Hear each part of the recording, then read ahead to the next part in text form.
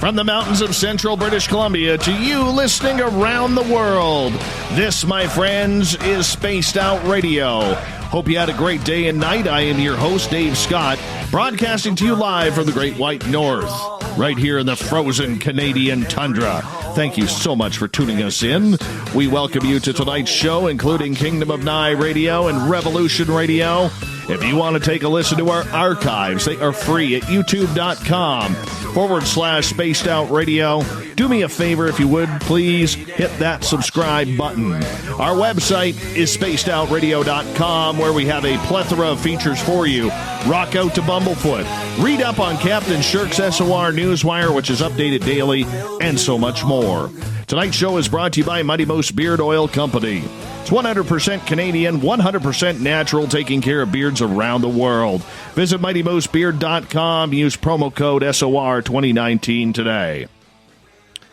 It's the final Friday of the month, which means we are getting ready for the SOR Paranormal Round Table tradition, where I bring in some friends of the show, discuss and debate the month that was in the weird and strange. Tonight we are joined by SOR Cryptid Tales host Amber Bekkerud, where you can find her short stories on our YouTube channel. They're fantastic. Check them on out. Rich Giordano, the newly minted host of Spaced Out Saturdays, and of course Goof On Radio. He's got a great mustache too, and the king of the goatee, UFO researcher and historian William Pullin.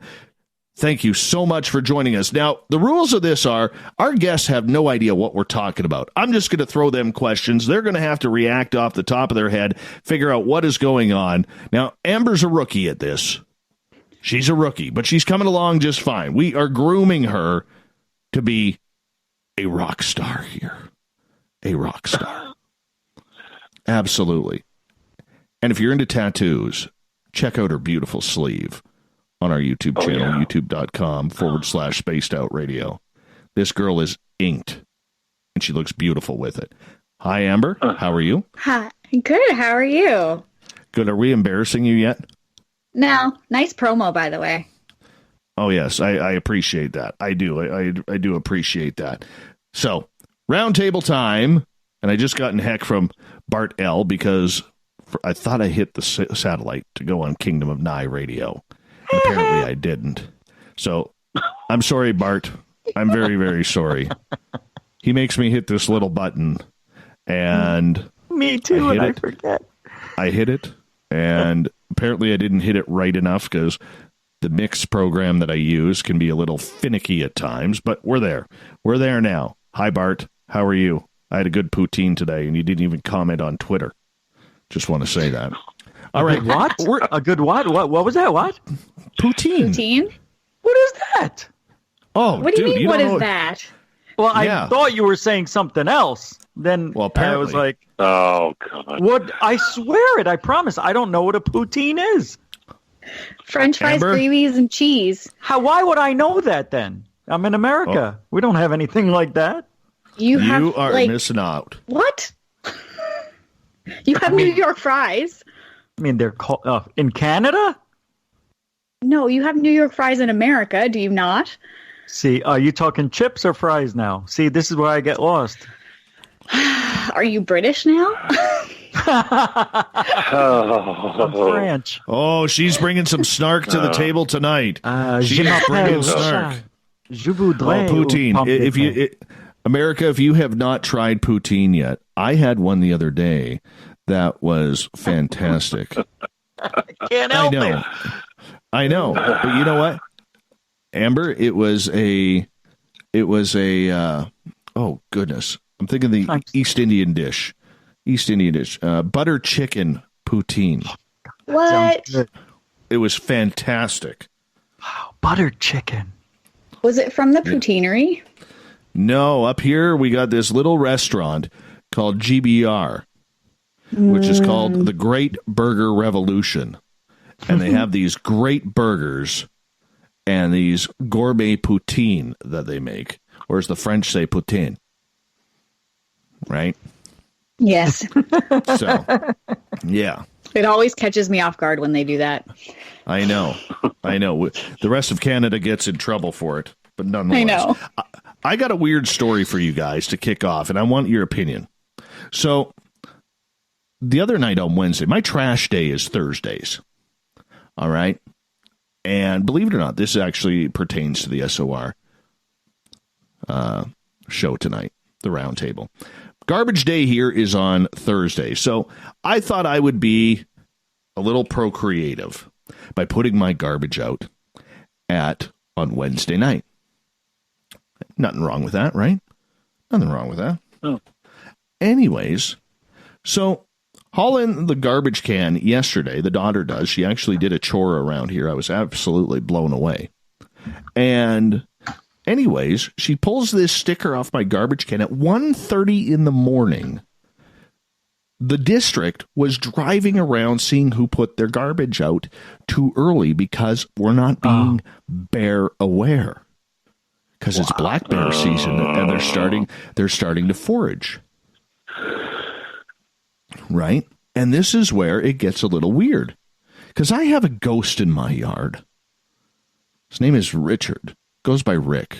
It's not Goofon, but goes by Rick. I was going to say. Okay.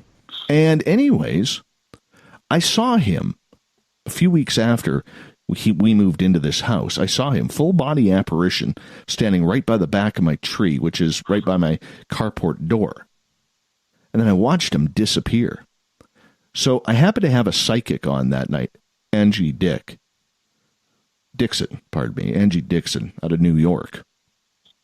She starts communicating with him. And anyways, we strike up, to keep a long story short, we strike up this deal, okay, that Rick can stay in my yard as long as he wants, okay? He's pretty cool. But I have one rule. Please keep the cougars and the bears out of my yard. And you know, ever since then, my garbage can has never been tipped over by a bear. So every time I go put my garbage out, I just say, hey, Rick, got some stinky food in here or whatever, you know, the garbage smells. Hey, we got a real stinky garbage can here. Can you make sure no bears tip it over, please? My garbage never has got turned over since in like 3.5 years. So now I get this warning saying that I could be fined if I put my garbage out too early into my garbage bin, if I take it up to the road too early because I'm not being bear aware. How the hell do I tell these people, oh, don't worry, I got a ghost that is protecting my garbage cans to make sure no bears get in there? Amber, what do you think? Oh, my goodness. I don't know. That's a hard one. Like, obviously there's something protecting your garbage can because, I mean, bears will do what bears want to do. There's no two ways about that. But, yeah, I don't know how you would approach that. I had kind of the same situation here, but they refused to take my garbage because I put my garbage can out too late, even though they hadn't done my side of the street yet. Really? He did my neighbor's garbage, but then didn't do mine. He purposely drove past because I took my garbage can out too late. Oh, my goodness. So at least you just have to worry about explaining that there's a spirit. I'm sorry. Hey, I just want to quickly throw this out here because this is kind of important. One of our loyal listeners in our Spreaker chat room, Susan, she just found out about about an hour ago that her father passed away. So, Susan, I know you're listening. I know you're trying to take your mind off of things right now. I just want to say from all of us at Spaced Out Radio, all of our listeners and everybody involved with Spaced Out Radio, we send you a lot of love and heartfelt condolences for you. And if there's anything that we could do, just reach out because that's the kind of family we are around here. Sorry to hear about your loss, Susan. We really, really do feel horrible for you. And we're going to send you a bunch of love and healing and light because your family needs it. And we all have a little bit that we can share with you. So much love to you, Susan. So anyways, just wanted to get that in there because Susan's kind of important around here. Yeah. Moving on. Garbage cans. Yes, Will, what do you think? Cans. Will, what do you think? Tell them what's going on. Just be honest and tell them how it is. I'm planning on it. My way of thinking is very easy. Just tell them what's going on. if they don't believe you, well then too bad. I mean, you know what's transpiring in your yard. You know what's going on. You know what's not going on. They're not there. You are. So I see no reason why you wouldn't tell them exactly what's going on. No two ways about it. I'm curious if you were holding that. If you were holding that, what would you say? What would you say on that? If you got hauled in and you had to dispute a ticket, tell me your fight. It doesn't pay any dividends to beat around the bush or lie to law enforcement. You dig yourself a bigger, deeper and deeper hole. Telling the truth is always a good thing. You can't help people's reaction to what you tell them. If you're just being honest about what you feel is going on and you communicate that to them, then you can't control their reaction to it. As opposed to if you conduct yourself any other way, if you tell a fib or you tell a half truth or what have you, you're not being honest to yourself. You're changing your standard because you're worried about a certain situation. No, you can't do that. You have to maintain your integrity and be honest with yourself and just tell it how it is. And but that's my way of thinking. I mean, everyone has their own way of doing things, but I see no there's no gray area there. You either do the right thing or you do the wrong thing. So I think just honesty is the best policy. Yeah. And I agree with you on that. The only time we had a bear in the yard, Mrs. SOR just happened to be looking out the window because the dogs had started barking in the house, and she watched a bear gingerly climb over the neighbor's fence into ours. And the bear stopped, looked around, and Mrs. SOR then said that something spooked the bear. She said because all of a sudden the bear kind of jolted back and then took off, kitty corner right down to the corner of our fence to go into the green belt behind our yard. Could not get out of our yard fast enough. Something scared it that bad. And it wasn't the dogs barking. So this is where, we tested out the theory a little bit. Well, as best we could. And this black bear, got the hell out of our yard ASAP. So I think Rick ran up to that bear and went, boo, and scared the bear, or maybe slapped it on the butt or something, I don't know, and got the hell out. I was in the studio working at that night. Then all of a sudden I start hearing the calls upstairs, bear, there's a bear. Where? Go look. And nothing there. Nothing. Yeah. Rich, what's your take? On the bear? Yeah, on the bear. It's not bear-worthy garbage. That's all it is. I am sorry. Really? You're going to have to accept this one. No, it is. It's got to be something that maybe Rick is doing it. Hey, ghosts are real. I don't care what anybody says. I believe if you talk to him and he's really there, which I think he is, he's going to, make that bear see some stuff. And he's going to run the other way. That's what I think. I don't know. I really don't know. So why not? I'm almost... Rich, should I test it out again? Should I test it out next week? Absolutely, you do. You got to keep doing it. Yeah. Do I want the fine? Yep. Do I want the potential fine? Oh, no. Yeah. That's the big thing. That's the big thing. How much is it? I don't even know. I don't even know. Probably $100 or something like that. I don't know. No, that seems high. It's not a huge deal. No. This is Canada, man. Every tax is high. Well, yeah, that's true. But you got to be true to yourself, though. I mean, depends on what you want to do, man. I mean, do you really want to know? I've done some stupid stuff to prove something, and this doesn't sound that stupid. Yeah, why did I say stupid? No, it sounds kind of scientific, actually. Actually, yeah, that's what I meant to say. Well, you know what? I am going to honestly, if I get fined for this, I'm going to do it again next week, and if I get fined for this, I'm going to tell them that I'm going to go to the media, because kind of we're the media around here. And I'm going to say point blank. Do it. I'm going to say point blank. I have a ghost in my yard that protects my garbage. I do. You don't have to believe me, but you can't prove me wrong. Wait, that may go national. That may go across They'll be like, man says ghost protects garbage. BuzzFeed Exactly. worthy. That would be awesome. All right, we're gonna move on here because big day today in the United States. Big day. The Space Force is official. Big announcements by Vice President Pence, the military, so on and so forth. Now, Rich, I know this. You have a beautiful Space Force hat that you wear on Goof On. I think you're a fan of this. Tell me what you think. Was today a big day for the United States that space is finally going to get some freedom? Yeah. Oh, God. Oh. It's bad enough we've got over 100,000 pieces of junk floating around this globe. Why not throw up some more? No, actually, I think it's important.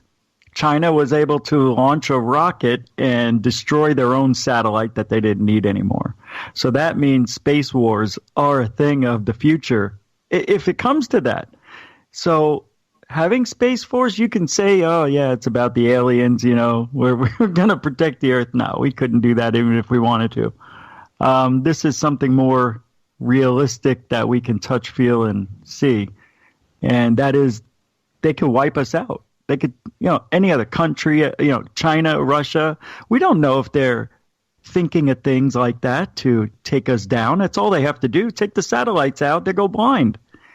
Yeah, I think this is a great day for America. I feel, proud that we're actually doing something like that. Are we the only country, though, that's doing? Yeah, now I'm doubly proud. And you see, for me, I feel kind of dirty about it. I do. Wow. And I realize I'm Canadian and we don't have anything good up here, except we lend you the Canada arm and, that's helped out a little bit. But, I just feel like space to me should be free. You know what I'm saying? And I realize that there is a lot of stuff going on that we cannot even comprehend, Rich. But I don't know, man. I feel like we've tainted space now. I really do. We've already tainted it. It's already been tainted. But deep space needs to be, free of all this stuff. I mean, we're still hovering around the planet where man can make things happen from above. We have to protect that. And America is, Trump wants to be the first to do everything. So that's most of it. But I think this is a long thing that's been coming. It's a long overdue, and I think it should be protected. I think it's too close, man. It's not that far. 300 miles away is like from here to Yuma. It's like half a state away. It's not that far, 300 miles up, to have satellites up there protecting us or whatever it is they're putting up there. I think it's definitely worth it. See, and to me, and I'll play devil's advocate here, to me, that sounds a little paranoid. Yeah, should be. Because look how easy it is to take satellites down. Boom. Wouldn't even know it was coming. It would be too late. No way, man. I think all the countries should do it.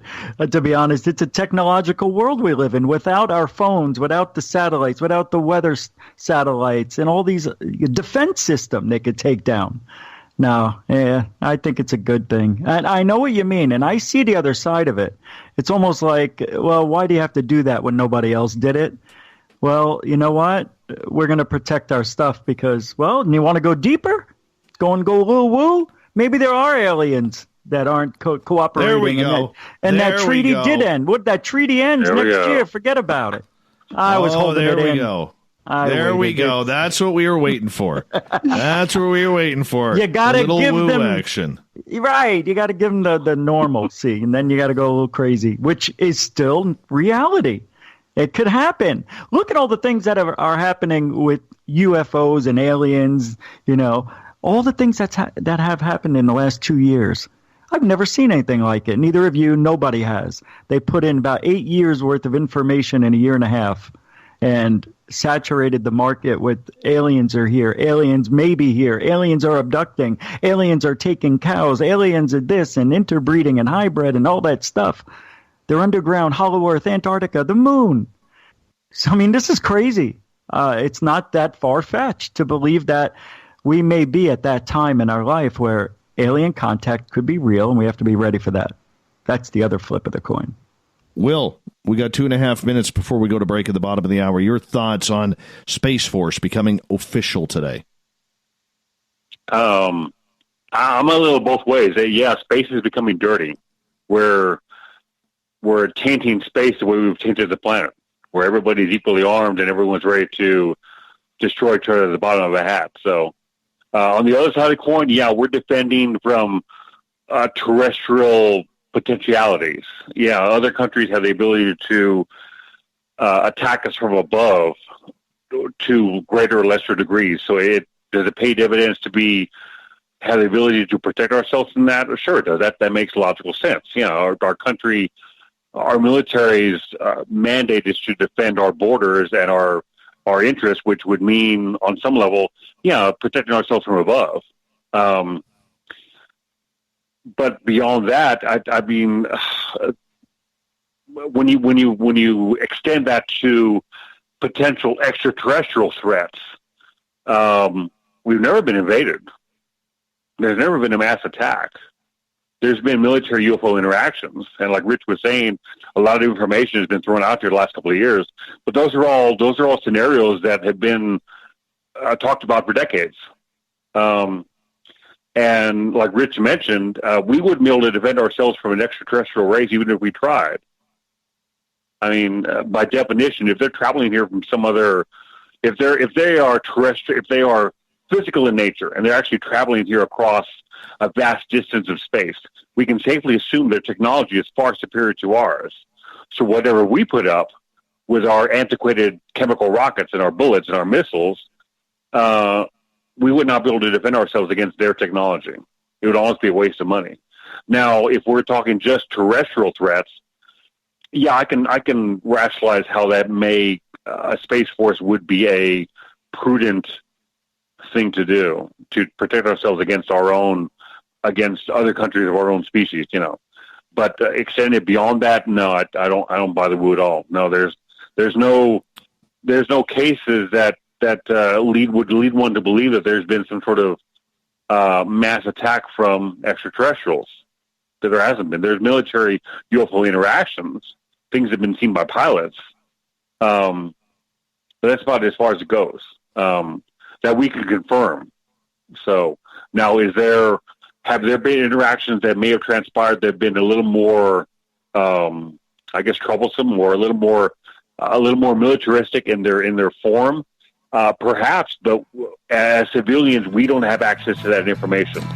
Right. So I'm not one to assume that. So I'm going to get you to continue right after that. We got to get Amber's opinion as well. Coming up on the SOR Paranormal Round Table, Amber Bekkerud from Cryptid Tales, Will Pullin, historian, Rich Giordano, Spaced Out Saturdays, and me coming up next.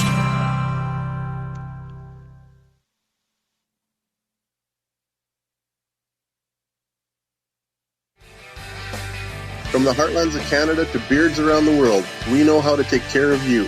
Fill your follicles with the Mighty Moose Beard Oil. All our oils and balms are handmade and 100% natural ingredients because we care about your beard. And hey, use the promo code SOR2019 and get your Mighty Moose Beard Oil today. You can check us out on our website, mightymoosebeard.com.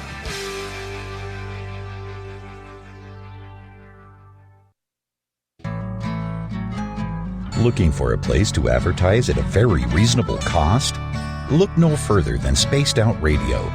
SpacedOutRadio.com has an advertising tab that you can click to check out our daily, weekly, and monthly packages to play on the radio, or our website including social media. From commercial spots to banners, we have it all. Check out our competitive pricing today.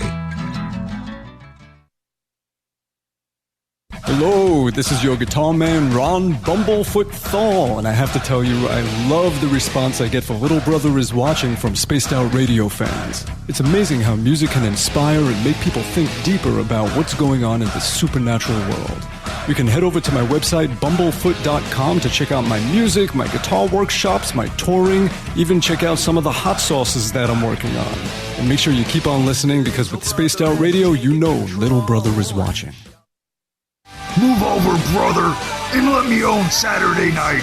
This is Rich Giordano, and I'm inviting you to tune on in to Spaced Out Saturdays starting at 9 p.m. Pacific, 12 a.m. Eastern, where I'm going to bust open the lids on everything paranormal. Why? Because we want answers, and I'm the guy who's going to deliver those answers to you. Join the chat rooms, and we'll see you this Saturday. Just be there. No, really.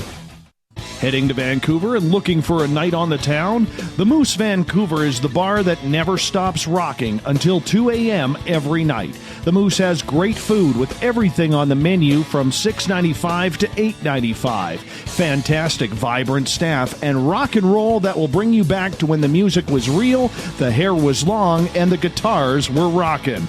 Get your party on at the Moose Vancouver, the official party bar of Spaced Out Radio.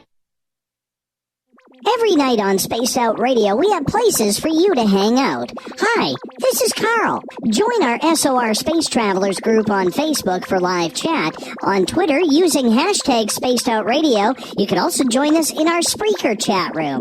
Check us out on Instagram at Dave Scott SOR.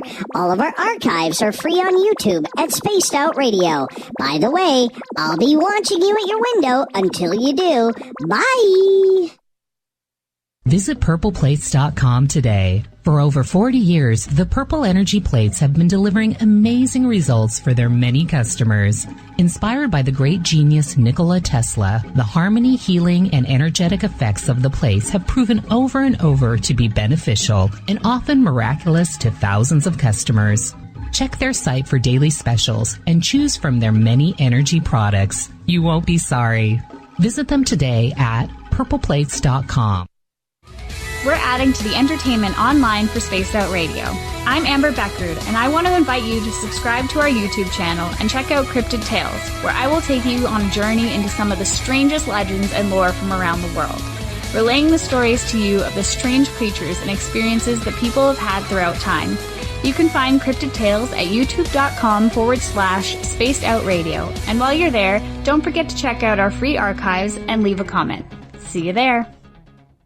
Coming soon to our website, spacedoutradio.com, is the SOR Space Travelers Club. For just $5 a month, you can get into a private area on our site where you can hang with other listeners in our chat room, post in our forum, and check out a bunch of exclusive content and store that won't be found anywhere else, including a nightly after-show party with Dave.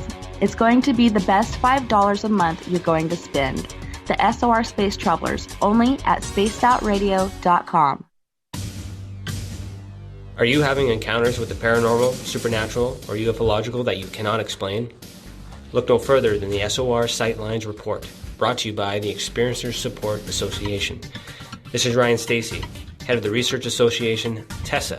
Soon on the Spaced Out Radio website, you will be able to file your reports and have them researched for you.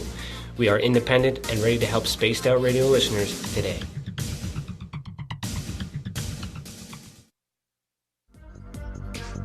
Coming up this September 21st and 22nd, all UFO eyes will be focused on Toronto for the 4th Annual Alien Cosmic Expo. Come listen to some of the biggest names and experiencers in ufology: Travis Walton, Paul Hellyer, Richard Dolan, Paula Harris, Grant Cameron, Randy Kramer, and Spaced Out Radio's own Dave Scott. Tickets are on sale now at aliencosmicexpo.com.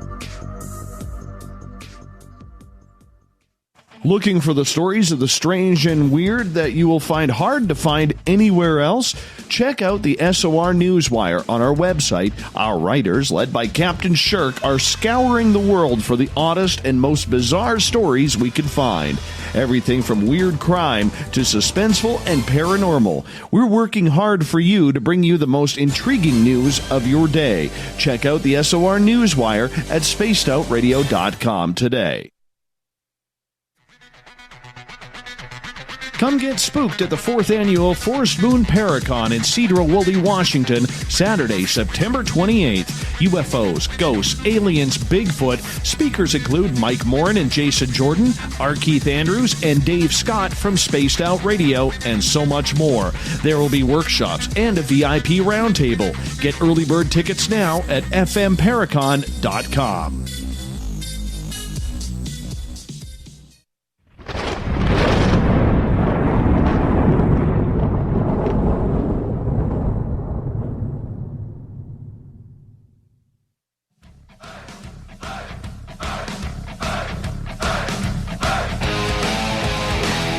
Welcome back to the second half hour of Spaced Out Radio. Tonight, I am your host, Dave Scott, sitting in the captain's chair of SOR headquarters. Great to have each and every one of you with us. Reminder to all of you that if you've missed portions of this show or others, you could go to our YouTube channel, listen back for free at youtube.com/Spaced Out Radio. Do me a favor, hit that subscribe button. Our website is spacedoutradio.com, where we have a plethora of features for you. You can rock out to Bumblefoot, listen up on Captain Shirk's, or make that read up on Captain Shirk's SOR Newswire, and so much more. Tonight, it's the SOR Paranormal Round Table, which happens the final Friday of every month, where I bring in some friends. We do a little bit of debating, discussion on the month that was in the weird and strange. Tonight we got from Spaced Out Saturdays, Rich Giordano. From SOR's Cryptid Tales on our YouTube channel, Amber Bekkerud. She's got nice hair. And the power goatee of ufology, William Pullin. Everyone, welcome back. Great to be back. Thanks, Dave. Now, before we get going, I want to hear from you guys on my Facebook or Twitter page, okay? And we're going to continue on with the Space Force talk here momentarily. But I got something important to ask the audience, because we're getting closer to firing up the SOR Space Travelers Club. And I'm looking for ideas. We're talking about putting a chat room that has a video connection in the Space Travelers, so you guys can watch me broadcast. We're going to try and figure out how to get the guest on there as well. So that's why William needs Skype. But also, we're going to put a forum in there as well, because we want to do something with things like the clam word that we do every night, or the thought of the day, or something along those lines. But I want some ideas from all of you, because I'll tell you something that pisses me off. Okay? I don't like people charging for archives. Our archives I want to keep free. And with our team of the Gavinator and other people who are helping out on the website, I have stated point blank, I am very, very firm on wanting to keep the archives free on our YouTube channel. But I'm looking for some ideas. What would you like for the SOR Space Travelers Club? If you sign up for that $5 a month, what would you like on there? Message me on Facebook or on Twitter. Do it to me, do it privately, because you can do it publicly too, post it, but there's a good chance that over time I may miss it, and I don't want to forget anything. But I want to take some of your ideas on what you want and go from there, because we're building it for you. I don't think archives should be charged. There's other shows out there that are charging $4.99 up to $7.99, $10.99 for their archives. No way, man. No way. You can listen to it for free at any time, because you guys go spread the word. That's how we're going to get bigger and better every single night. It's all because of you guys. But what do you want on the SOR Space Travelers? Let me know on Facebook, on our Facebook page, the Spaced Out Radio Show, or the SOR Dave Scott page, or on Twitter at hashtag Spaced Out Radio, or just hit us up on Twitter. I want to know. So let me know. I think that's exciting times coming up very, very soon. But if you put it like if you're in the chat room tonight or on Twitter tonight, there's a good chance that because I'm hosting the show, I'll read it, but I may not be able to let it sink in. So make sure you get it to me, because I want to try and see if that would work for us as well and work for everybody else. All right. Amber, Space Force. You and me are the token Canadians here. Yep. And we just kind of let everything slide. That's what we do up here, is we just let everything slide. We throw up our picket signs that say we're not happy every now and again, but we pretty much let everything slide. So my curiosity to you is, what do you think today, August 20 or August 30th, the start of the Space Force in the United States? Honestly, I'm ready to just move to a different planet. I mean, at the end of the day, I'm just ready to disappear off of this one altogether. The funny thing is that I spend all day at work, and the news is usually on at least one TV, and I had no idea that this even happened today until just now, talking about it here. Like, I actually just had to Google search in the break, being like, what are we even talking about here? That is how out of the loop I am right now. But yeah, I think both of the guys had a valid point of, extending it to an extraterrestrial level. we're screwed no matter what. So it doesn't really make any difference. But I think on a people level, we've been tossing around and threatening all of these attacks and everything for so long anyway that, I mean, is it really so bad to have protection up? No, but also, you know, we're throwing more junk into the atmosphere. So I don't know. I'm ready to move. Anybody have a space shuttle they want to send to a planet to start a new life? Let me know. Well, you know, I mean, you know, Elon Musk may be taking applications very, very soon. he just may, you know. So here's where I'm looking at it, and like I said, I'm a little fickle about it because, you know, the one thing that always happens is when the government takes over something, there's no turning back. There's just no turning back. And, you know, it's like up here in Canada when they instituted a law that you had to wear a seatbelt. There's no turning back, or motorcycle helmets. I mean, both smart ideas.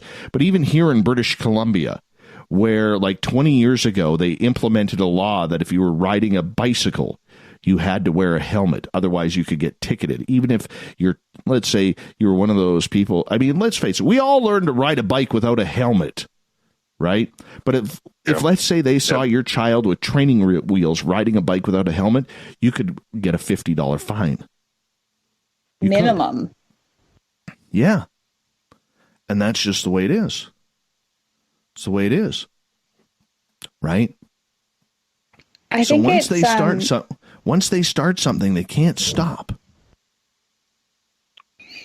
Yeah, and I think like it is a very valid point that, you know, once the government takes over, it just kind of keeps moving forward and not necessarily in the right direction, you know, and it takes a lot of effort to backtrack if it starts going in a downhill spiral.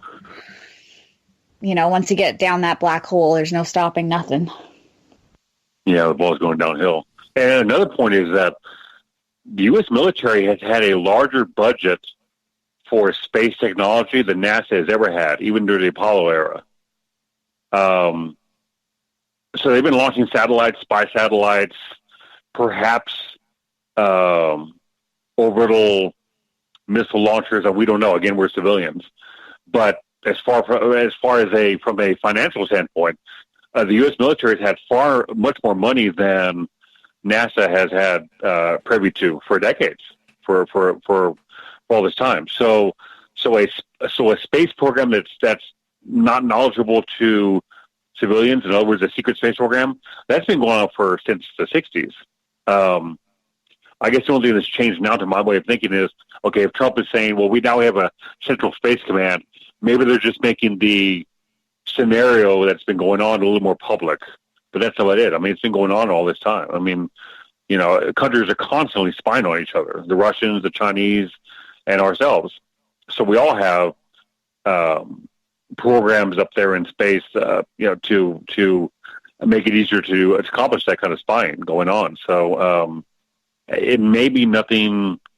It's not breaking any ground to know that we have stuff up in space that's not civilian in nature, but a centralized command of it. Maybe that's the only thing that Trump is really, the only thing that's different. I don't know.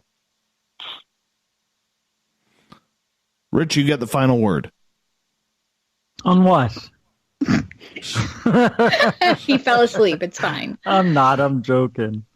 I went first, though, didn't I? When we talked about Space Force? I know. Well, the final word. Right back to you. That's why I was halfway joking that, is there something I missed? Yeah, you know, thinking it through. I know what you guys were saying. I understand it, but it had to be done. After what China proved, I'm telling you, we had to do it. There might be stuff going on we don't know about, right? Maybe China and Russia are going to get together and, you know, take over. You never know what's going to happen with these people. They're still people, and there's crazy people in charge of stuff all day, all night, especially countries. So I don't know we won't know for a couple of years if it was a wise choice. I think we're going to see how it plays out, whether it be aliens next year when the treaty runs out, or it could be who knows, a nuke heading our way. Could be an asteroid, maybe something like that's happening. Maybe that's why they're setting up all these satellites, all these tests, all these rockets going off all year long. We're seeing a lot more asteroids come through, right? Those little meteors, they light up the sky. Russia, Istanbul, everywhere. It's happening. I think we're probably going through a little bit of a scare right now. So maybe Trump pulled the plug on, not pulled the plug, but plugged it in. So let's plug in Space Force in case another asteroid gets through. Or I don't know if they would be able to do anything about it, but there's a million reasons. No. It's the reasons I can't think of that scare me. Well, we'll soon see. We're soon going to see where it goes. Let's get into a little bit of Bigfoot talk here because, for the last couple of years, we have seen a lot of interaction about Bigfoot versus Dogman, and it all comes kind of down to who's better than who's going to win in a good brawl there.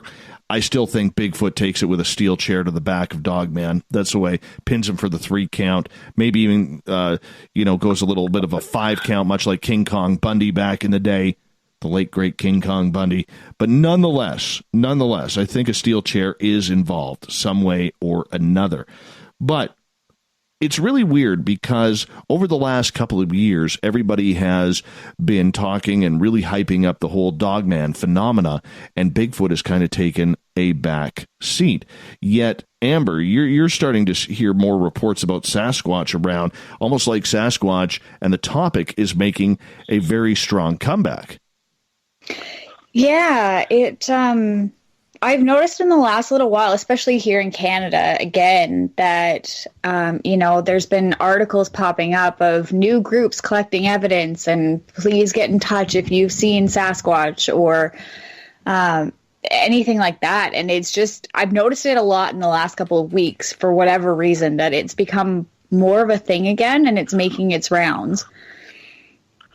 So I don't know if that just means that the sightings are becoming more frequent again, or if people are just getting excited by it again, because that happens. Yeah. Mm-hmm. What's your thoughts, Will? To add to Amber's comment, it may be people are more comfortable talking about their sightings, because a big issue in the paranormal is that the ridicule factor is really high with UFOs, and I'm not an expert on the other paranormal subjects.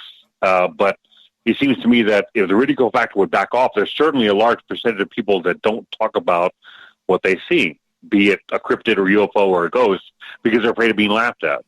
So if society is treating these things with a little more of a legitimate angle, then it may motivate people to, not motivate, that's the wrong adjective.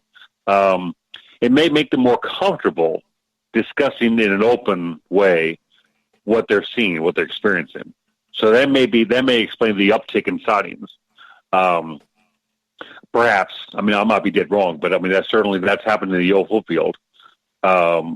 With this whole TTSA, Pentagon program, media, the way it's being treated differently now, it seems like, and of course the numbers may be all skewed, but it seems like people are more comfortable talking about their UFO sightings now than they were, say, prior to 2012, 2015, name a year. It seems like people are more comfortable now. So maybe that situation has extended toward the cryptid world, per se. Perhaps. I don't know. What's your thoughts, Rich? More Bigfoot? Or is it just the fact that we're not hearing a lot about Dogman sightings? That's interesting you bring it up, because just yesterday I kept saying, because on YouTube I'm getting a lot of Bigfoot videos and things I've never seen before. And I'm like, whoa, what is this? That looks great. And they're showing a more detailed Bigfoot that I've seen, but yet it's still behind enough branches you really don't know. But it's stuff I haven't seen, so I thought that yesterday. I'm like, wow, there seems to be more Bigfoot stuff than I remember. Or it could just be, it's just time, going through the cycles. Bigfoot was a kind of away for a little while, then it came back, and it went away. It seems like that happens with everything. Like it was quiet with UFOs for a couple of years, and all of a sudden TTSA, and it hasn't stopped.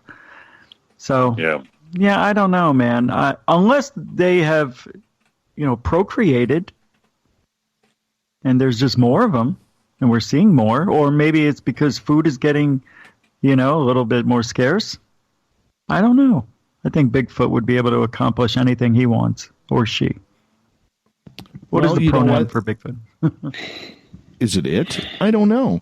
Oh, but I mean, you're not hearing a lot though of Dogman sightings right now. No, I never have anyway. In Arizona, I'd never heard of them till I got into the paranormal. I didn't know what a Dogman was. I know what a Mothman is. I know what a werewolf is and Bigfoot. Well, werewolf is more movie-ish, I guess. Actually, not really. There was a video that's out there that shows a man changing into a wolf. It was on that Strange World show, I think it is, on TV, Discovery, I think. It's pretty unbelievable, actually. Well, we got about 5 minutes here before... Go ahead, Will. Okay, sorry. No, I mean, there's certainly aspects of the UFO phenomenon that are not as well known to the public as other ones are. So I guess we can kind of safely assume that there's certainly some cryptids that are more either popular or more well known to the general public, like lake monsters, Bigfoot, Mothman, whatever. And there's other cryptids that aren't as well known. Whether that's a result of them being sighted less often, or they're simply not as popular, or for whatever reason. But maybe that's the case. Maybe because I'm with Rich. I hadn't heard about Dogmen. I hadn't heard of Dogmen until about 2 years ago. You want to know what else? Oh, go ahead. I'm sorry. I thought you were done. No, I'm done. Go ahead. Oh, well, also, Bigfoot has taken a pretty big hit the last couple of years before TTSA came around, when they were analyzing the video in a more high definition and showed that there were breasts on the Bigfoot, and they were showing the walk and everything, and they stabilized it. Oh, the Patterson-Gimlin film. That's right, yeah. Yeah, that's the one, of course. And they analyzed it to death. And I think people were where they were before that video was, broken up the way it was. Still don't know. I think people just got tired of it. I think that's what happened. I think that's why we're not, it comes in cycles. And we don't hear about Dogman because, I don't know, maybe because it doesn't seem as realistic. And there's no pictures, I don't think, that I've seen, no video. So Bigfoot will always take top chair. Amber, where are these latest Bigfoot sightings coming from? Are they all over North America, or are they centralized in certain areas? A lot of people are putting out more call for them in the Great Lakes area.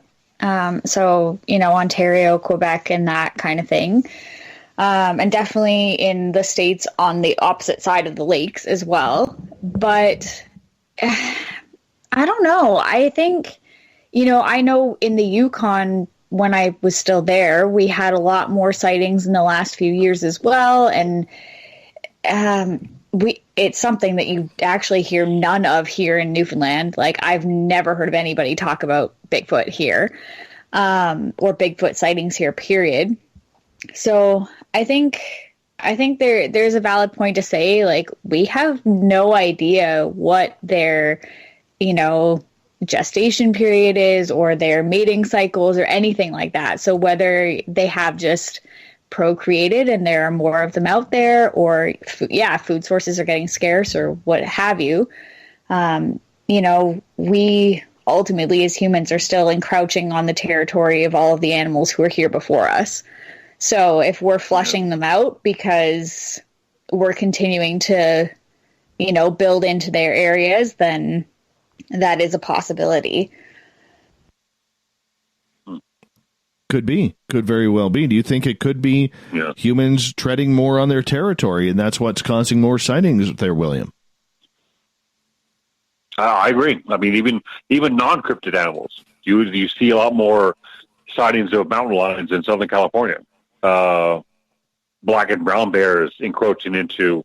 not encroaching, but they're reacting because humans are encroaching into their environment.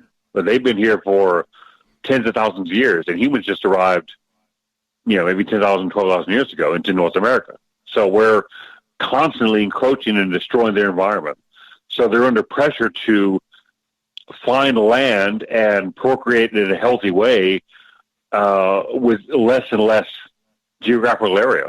So they're under pressure. And animals evolve and react to pressure. Their behavior patterns change. So it's already observed that animals start moving back into areas that have been taken over by humans. So it's kind of it's a logical assumption, and I hate to assume, but it's logical to assume that a cryptid would also react the same way, because if it's a physical creature in its environment, if its environment is being affected by our species, then a cryptid's behavior would change and react accordingly, which may result in an uptick in sightings in certain areas. So Amber might be spot on. She's right, I think. Well, we're soon going to see, because, everything is so cyclical, as we got about a minute to go here, less than a minute. Everything is so cyclical, Rich, that it's no surprise that Bigfoot is getting its day back in the popularity, on top of the popularity charts. And that's at least what I believe. And what do you think, Rich? We got about a minute. Yeah. That's possible. We'll just see what happens, week by week, and check the activity on all their. Oh, yeah, and plus, you have to remember, there's a lot more people hunting for them than ever. So that could be another reason, getting flushed out that way. They're going to places they've never been before, because Bigfoot's smart. He can, knows where to go, where to hide, where probably every cave is, every rock. They probably carved out a few trees and live inside of them, or hide inside of them sometimes. Open up a little door and boom, hide inside for a minute. Gosh, the possibilities are endless. But I think that there may be an uptick because of that. People are just everywhere hunting for them, too. Could very well be. And I guess that's something that we are going to have to look at here in the near future, because it is cyclical. It is something that we're just going to have to pay attention to. Maybe the sightings are up. Maybe Dogman's dying off, or taking a page out of Bigfoot's book and really wants to be that reigning hide-and-seek champion. Nonetheless, I got to say this. The line of the night so far on Twitter comes from Canadian Joe, at First God of Thunder, who believes that Linda Moulton Howe looks eerily similar to former women's champion in the WWE, the Fabulous Moolah. Very close. Oh, yeah. Very, very close. My God. Hour 2 of Spaced Out version, Radio yes. coming up right after this.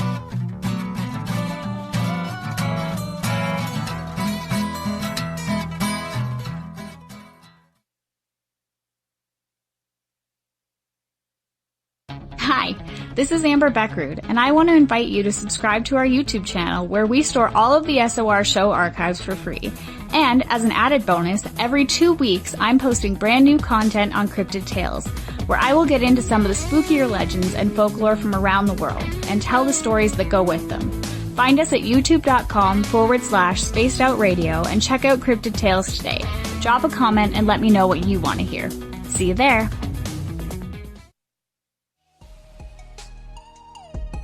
Canada's largest UFO conference is ready to roll in Toronto this September 21st and 22nd at the Alien Cosmic Expo. This year is about the experience. Listen to the stories of Dave Scott, Travis Walton, Paula Harris, Grant Cameron, Ryan Stacy, Richard Dolan, Leslie Mitchell-Clark, and more. Get your tickets now at aliencosmicexpo.com.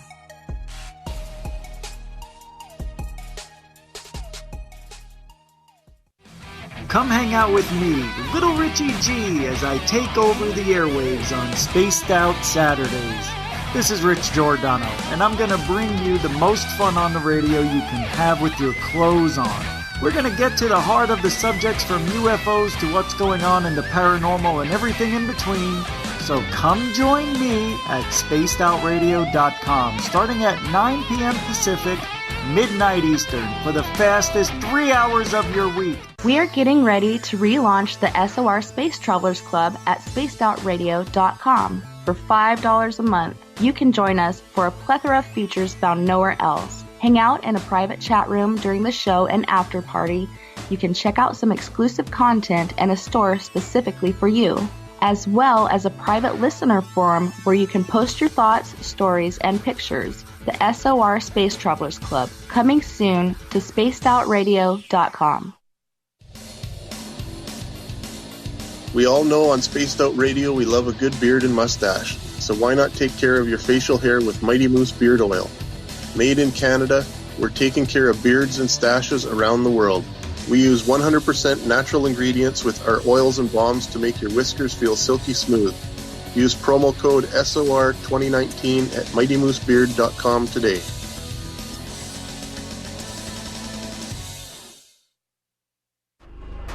Are you having encounters with the paranormal, supernatural, or ufological that you cannot explain? Look no further than the SOR Sightlines Report, brought to you by the Experiencers Support Association. This is Ryan Stacy, head of the Research Association, TESSA. Soon on the Spaced Out Radio website, you'll be able to file your reports and have them researched for you. We are independent and ready to help Spaced Out Radio listeners today.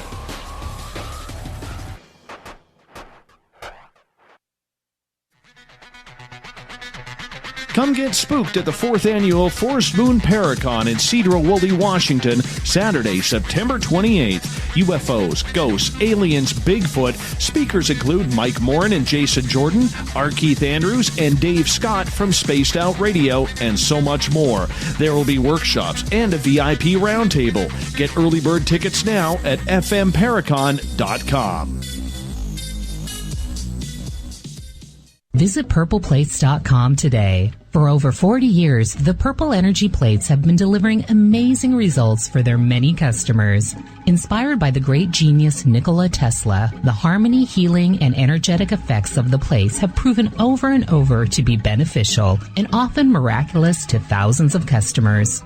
Check their site for daily specials and choose from their many energy products. You won't be sorry. Visit them today at purpleplates.com. The Call of the Wild is in Vancouver. The Moose Vancouver is one of the hottest bars and restaurants in the city. Open until 2 a.m. nightly, the Moose will rock you like a hurricane all night long. Great food with everything on the menu at $6.95 near the corner of Nelson and Granville. Get your horns up and come rock with us. The Moose Vancouver, the official rocking bar of Spaced Out Radio. We're bringing you something new to the documentary world. Beyond the Spectrum will take you on an historic tour of topics like no other. Sasquatch, UFOs, government secrecy, and more, keeping you on the edge of your seats through the eyes of legendary truth seekers like Steve Bassett, Richard Dolan, Dr. Jeff Meldrum, and Jack Kasher. Head on over to Amazon Prime or Tubi TV and check us out. Please leave a comment for the filmmakers on their film's Amazon page. Looking for a place to advertise at a very reasonable cost? Look no further than Spaced Out Radio. SpacedOutRadio.com has an advertising tab that you can click to check out our daily, weekly, and monthly packages to play on the radio, or our website including social media. From commercial spots to banners, we have it all. Check out our competitive pricing today. Looking for the stories of the strange and weird that you will find hard to find anywhere else? Check out the SOR Newswire on our website. Our writers, led by Captain Shirk, are scouring the world for the oddest and most bizarre stories we can find. Everything from weird crime to suspenseful and paranormal. We're working hard for you to bring you the most intriguing news of your day. Check out the SOR Newswire at spacedoutradio.com today. Find your escape where time has no limits. It's about living today and cherishing the heritage of yesterday. A spirit of adventure for what is new, with the nostalgia of the past. Your timepiece is a reflection of who you are. Life surrounded by beauty from the world around us to the soul within. EscapeWatches.com. There is no time like the present to enjoy your escape. Use promo code SMF2017 for your 20% discount today. Come hang out with Spaced Out Radio, where we own the night. This is Carl. You can follow Dave on Twitter at Spaced Out Radio, and during the show, use the hashtag Spaced Out Radio to chat with us live. On Instagram, at Dave Scott SOR. On Facebook, give our page a like, Spaced Out Radio Show. SOR archives are free on YouTube at Spaced Out Radio. Come join us, or I will come join you. See you at your window. Get your horns up with me on Spaced Out Radio. This is Ron Bumblefoot Thal. Come tune in to SOR, where you can hear me rock out with Little Brother is Watching, the official theme song of Spaced Out Radio. And then come on over to bumblefoot.com, where you can find out about my tour schedule, my music, and everything else. Bumblefoot.com keeps you up to date on what I'm doing and the best way to stay in touch with my music and music camps. Sign up for my newsletter at bumblefoot.com, and remember, Little Brother is watching. You're listening to Spaced Out Radio with Dave Scott. Follow Dave on Twitter at Spaced Out Radio and on Facebook, Spaced Out Radio Show. Welcome back to Hour 2 of Spaced Out Radio. Tonight, I am your host, Dave Scott. Thank you so much for being with us. We want to give a shout-out to our terrestrial affiliates, WQEE 99.1 FM in Noonan, Georgia, KZFX 93.7 FM in Ridgecrest, California, UPRN 107.7 FM in New Orleans, KDUN AM 1030 in Reedsport, Oregon, and we're on in Dangerfield, Texas, KDNF AM 1560. Hi to everyone listening in on the digital side, Kingdom of Nye Radio and Revolution Radio. Great to have you with us. Don't forget, you can check out all of our archives for free at youtube.com/Spaced Out Radio. Just do me the favor, hit that subscribe button. The Desert Clam has set the password for tonight in the SOR Space Travelers Club. Joculator. Joculator is your password. Use it wisely, Space Travelers, as the Clam sets a password each and every night, right here on Spaced Out Radio. Our website is spacedoutradio.com, where we have a plethora of features for you. You could rock out to Bumblefoot, read up on Captain Shirk's SOR Newswire, and so much more. The final Friday of the month, we bring in some friends to hang out, discuss the month that was in the SOR Paranormal Round Table. Tonight, we have UFO historian William Pullin. He's got one badass goatee. The man with a power lip blade, Spaced Out Saturday host and Goof on Radio host, Rich Giordano. And, of course, Amber Bekkerud from SOR's Cryptid Tales on our YouTube channel. Everyone, welcome back to the show. Thank you so much. Yippee. Thanks, Dave. Thank you. We're going to get into a little black magic here, because earlier in the month we started talking black magic with Sophie St. Thomas. And I got to tell you, I'm not too much of a believer in it, but it makes me think that spells and casting spells could be possible. I know I have been affected by a spell before. I had a curse put on me by a former friend who claims to be a witch. Her husband actually, her ex-husband actually confirmed that with me. That was really nice of her. Really nice of her. But nonetheless, it was weird and strange, because when she put that curse on, a lot of my personal activity that I was having, an interaction with UFOs, paranormal and stuff like that, kind of went away for a while. A long while. So let me ask you this, Amber, as we'll start with you tonight. Do you believe in black magic, curses, spells?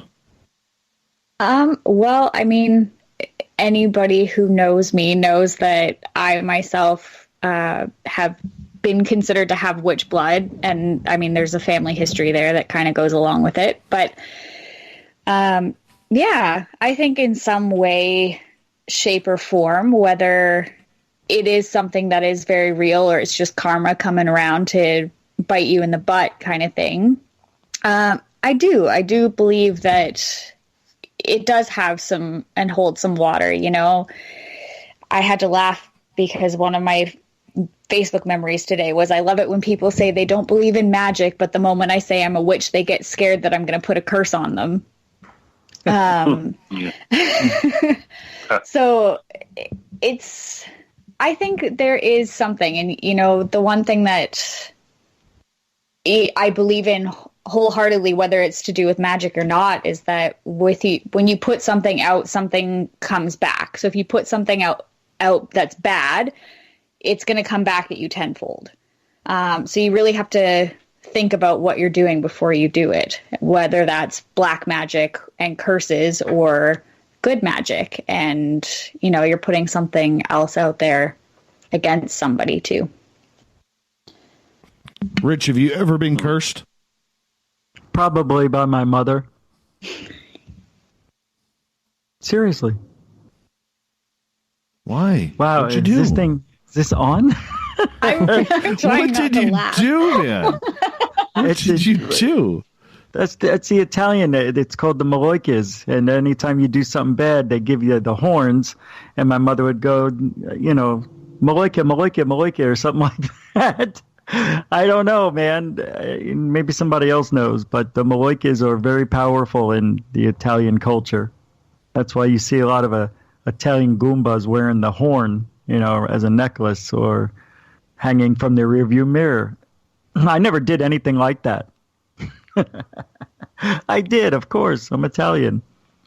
Yeah, I grew up with that stuff, Dave. It goes back to my Uncle Frank and Uncle Vito and my Aunt Helen.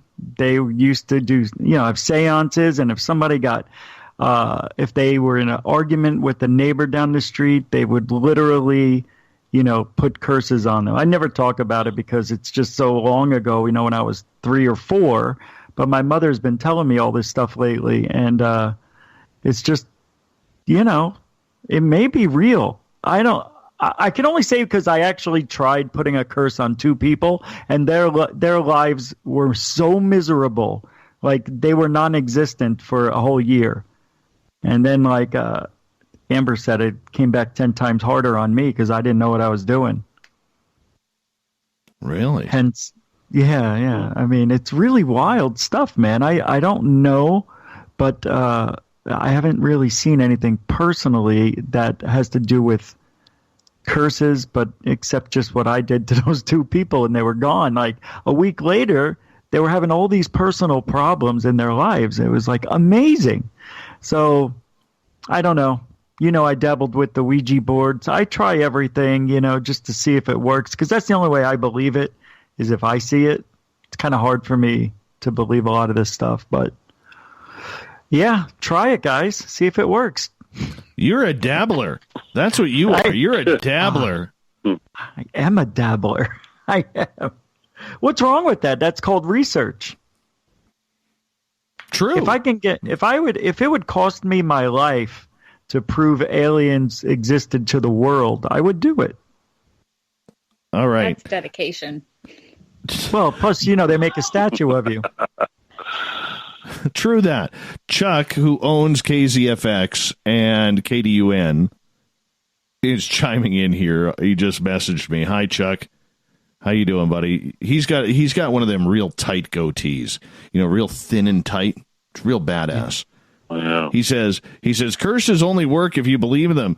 He says, Rich, you got a better chance of getting killed by a meatball. Yeah. I like that. I like so that. True, and I believe that. Scientifically speaking, there, Mr. Will, what do you think? Curses real, or are they all in the mind?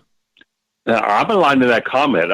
I'm not enamored with that, with the reality of curse or black magic. I'm barely holding on to a string that it might be grounded in reality.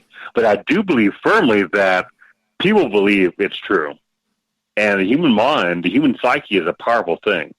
So if an individual thinks they've been cursed in their way, then it's a powerful thing.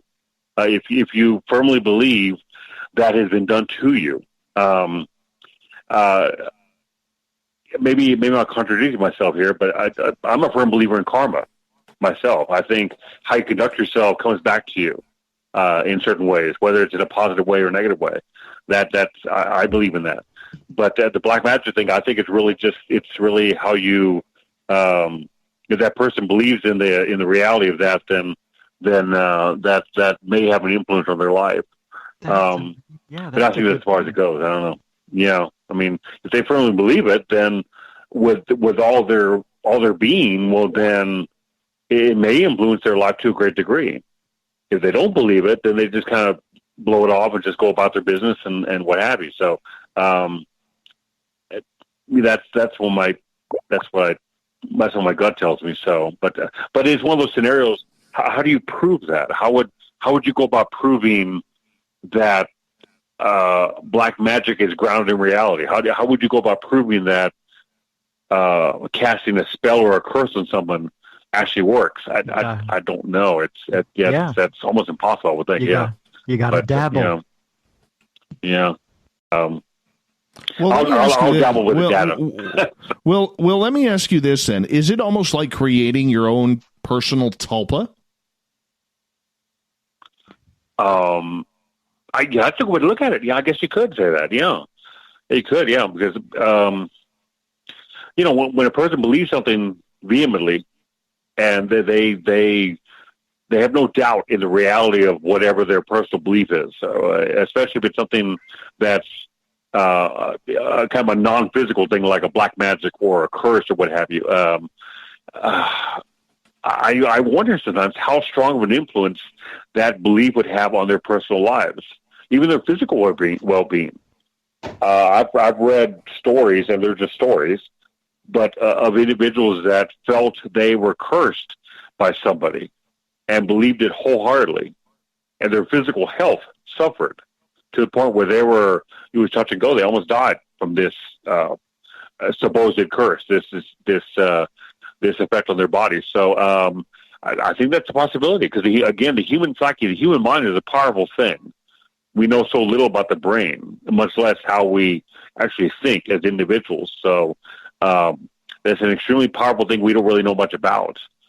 So could that influence our lives in a positive or negative way? Sure. I mean, certainly the power of positive thinking has been not proven, but it's been shown that's a powerful thing. So why not the other side of the coin? Why not thinking in a negative way, or thinking that something has been done to your person in a negative way? That might be equally powerful too. So I agree with that. Yeah. Amber, what do you think about this? Looking at it, I mean, you're somebody who is a little witchy, and I mean that in a very positive, smiling, friendly term. Witchy woman, baby. I mean, not like my former mother-in-law, who got very, very upset and took it out on me when a house landed on her sister. But nonetheless, I'm curious about what you think about that. What Will said. He has a lot of valid points. I mean, it is a lot of what the person believes. Like, at the end of the day, you could put a curse on somebody, but, if they don't believe in it, then it may not ever affect them. Or, otherwise you could be sitting back and, like Rich said, you get to watch their lives fall apart. So, yeah, I don't know. I think it's all up to the believer, really. So do you believe then that it is a personal tulpa? I think in a way it could be. And, I was sitting here thinking about it, and before he even said it, I was like, yeah, no, that makes sense, It could very well be. I mean, how many places around the world have become haunted just because people believe it so hard? And because they have created those tulpas, and, that place was never actually haunted to begin with, but now it's, the scariest place on earth. So the cat is chiming in as well and agreeing on this topic. I'm seeing this. I'm seeing this. Did you curse the cat? No. Sounds like chocolate. I promise he's not a human in a cat body. Well, that is very good. Human cat head with a human body. That's what we're dealing with in Newfoundland right now with Amber Bekkerud. Tell me about it. Chuck also, and I'm going to bring up Chuck's question here, because he also wants to know in regards to, you look at some of the curses and superstitions, say around especially sports teams. All right, there was the curse of the Bambino that was broken when Boston finally won the World Series, which still makes me sick to my stomach because I'm a Yankee fan. There was the curse of the Chicago Cubs because over 100 years ago, they wouldn't allow a goat into the stadium, and the guy who wanted to bring his goat in for good luck cursed the team, and they didn't win a World Series for about 108 years or so. I mean, there are a lot of curses. The Montreal Canadiens are believed to be cursed after they moved out of the old Montreal Forum where they won 27 Stanley Cups or 24 Stanley Cups, and they haven't won a Stanley Cup since 1993 when they moved into the Bell Center. I mean, there's a lot of superstition and curses out there that people talk about, not just in sports. Those are just the popular ones. But we've noticed that they can be broken too, Rich. Yeah, but they're not broken when the spell, and they put the reverse on it. You know what I mean? It never happens when it should. So if you want to talk about the power of the mind, 50 or 40,000 people in an arena couldn't even turn that curse around. If that was true, it should have happened, 50 years ago. I don't know, man. I think it does come down to the person, and I think it is a tulpa, if I'm saying that right. You can create your own negativity. I believe in that. Matter of fact, I thought I did it here, and then no. But some things, yeah. I don't know, man. We're talking about stuff that there's no proof. So every answer can be right and every answer can be wrong. That's what's so frustrating about it. The only way you can know for sure is if you do the test yourself. See what happens. Don't tell somebody and put a curse on them and see what happens. But Rich, you're a big sports fan. You are. Yeah, you hide huge. it well. Okay. Oh, no. I know everything about sports. Really? You're going to go hockey on me. I could totally go hockey on you right now. I could totally go hockey on you. Well, if you're going to talk about rules and regulations, yeah, but players' names I forget. All right. I'll throw one out there, and I know some people may get it. If you get the answer, throw it out on #SpacedOutRadio or in one of our chat rooms. Who's the only other player in NHL history to wear the number 99? Figure that out. Yeah, I'll let you think about that one. That's what I said. I'm not good with names. I know rules and regulations, that kind of stuff. I said it. But I would have to say, what, Gordie Howe? No, it's somebody I don't know from 1909 and he lives in Canada. It's got to be. No, you're way off. But we'll just leave it at that. I think there's a couple people who could get that, but no, nonetheless, I mean, Will, I want to get you in here in regards to, let's take curses for a second. I mean, sports is probably the biggest area where we notice them and acknowledge them. We may even acknowledge them more in the music industry. I mean, little things like, the belief that, like, say, for instance, the Rolling Stones got to keep touring because they sold their souls to Satan. There's little curses and little anecdotes like that are out there. What's your thoughts on those? Just great stories? It's just stories. I mean, the Stones are touring because they're alive and they can make money. They enjoy the music. They enjoy the process of touring. I don't buy into that at all. I mean, going back to the sports, I mean, the Red Sox didn't win a World Series for decades. By my way of thinking, I'm thinking, okay, well, that means they weren't the best team in any of those years. There were better teams that won world championships. They just happened to not be a world championship level team until they finally won one. You mentioned I'm not knowledgeable in hockey, but Montreal's team moved out of their original building, but the building they were in for decades, that they won all those championships in, to a new building. That maybe I could buy as a mental thing because it's talked about. I'm assuming it's talked about on a fairly consistent basis, so it's always in your head. We're playing at home. We can't get it done here at home, and until it happens, it's going to be in your head. I'm a huge Denver Broncos fan. We were always cursed and say, "Well, Denver can't win the Super Bowl." They get there and they get blown out. When in reality, we always lost to a team that was better. It wasn't that we were cursed. We were just the second best team in football. those years. We finally won one, and then now everyone's saying that narrative is never brought up. But I don't buy the cursing. The cursed team is part of it. It's just in sports, the best teams tend to win the championship. When a team goes a long time without winning a title, I really don't read into that. I mean, it's very hard to win a world championship, much less multiple championships. It's a lot easier to not do it. It's easy to lose. It's a lot harder to win consistently. And certainly the teams that have been, I guess the other side of the coin is, Boston went all that time without winning. The Chicago Cubs went all that time without winning. It's a lot easier to do that as opposed to what the Yankees did. They're consistently a solid team. They win a lot of world championships. That's a lot harder to do. Are they blessed as opposed to cursed? No, they just got it done. I mean, it's cut and dry. You either win or you don't. You get it done. There's no woulda, coulda, shoulda. There's no curse. You just, you either get it done or you don't. So I don't buy the cursing thing. But and when it comes to music, I think it's just stories. It's just stories. Yeah. But again, like Rich says, these are all scenarios that can't be proven to any extent at all. So it's all opinion. There might be someone out there that's going to chime in on the chat line that has a completely different take on it than I do.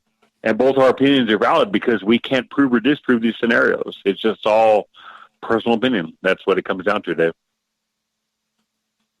Amber, your thoughts? I think every sports fan, team, whatever, has their superstitions and they believe in the curses of the teams not winning and everything else. I mean, growing up on the West Coast, I was born, bred Vancouver Canucks girl. Oh, I know. Don't even talk to me about that. Talk to me about that. I can't even tell you who's on the team anymore. I'm going to be right honest about that. I am the worst Canadian in the world because, I have no idea. But I think every line of business, no matter what you're in, has some form of superstition or curse that they believe in. As a paramedic, we always say, don't shine your boots. If you shine your boots, you're always going to get a call as soon as you're done doing it that's going to make them just as messy as they were or even messier at the end of it. I was just talking to my sister-in-law the other day. She's EMR, which is a step down from a paramedic. And she said, September is Friday the 13th coming up. And it's also a full moon. And I said, oh, you're going to have a lot of fun with that one, aren't you? And she said, yeah, I don't like full moon nights. And it's just, something always goes wrong. And it's always on a full moon. And it's, even in the bar scene, I've only had things go wrong working at a bar during a full moon. True that. You know what? We'll continue with weird curses right after this because this could be a fun topic. Amber Bekkerud, Rich Giordano, William Pullin, and his goatee here for the Paranormal Round Table, which continues right after this.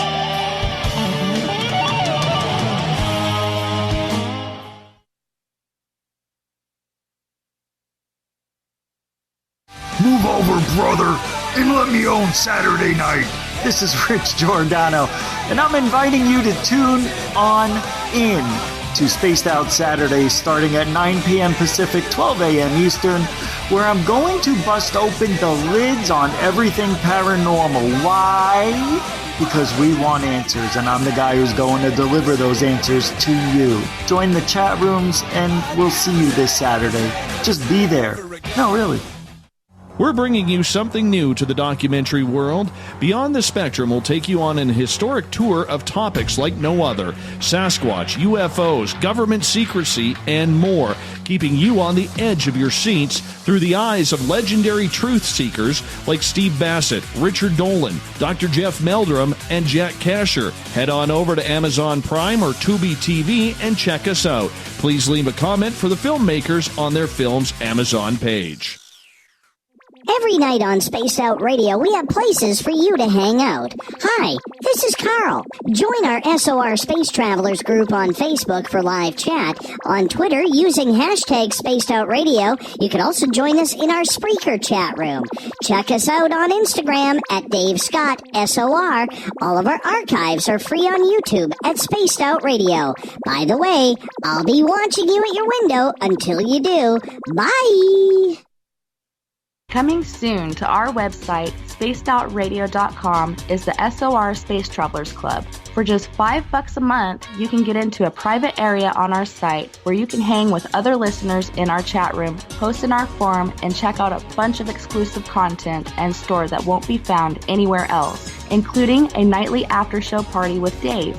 It's going to be the best $5 a month you're going to spend. The SOR Space Travelers, only at spacedoutradio.com. Hello, this is your guitar man, Ron Bumblefoot Thaw, and I have to tell you, I love the response I get for Little Brother is Watching from Spaced Out Radio fans. It's amazing how music can inspire and make people think deeper about what's going on in the supernatural world. You can head over to my website, bumblefoot.com, to check out my music, my guitar workshops, my touring, even check out some of the hot sauces that I'm working on. And make sure you keep on listening, because with Spaced Out Radio, you know Little Brother is watching. From the heartlands of Canada to beards around the world, we know how to take care of you. Fill your follicles with the Mighty Moose Beard Oil.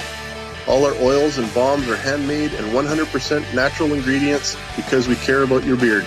And hey, use the promo code SOR2019 and get your Mighty Moose Beard Oil today. You can check us out on our website, mightymoosebeard.com.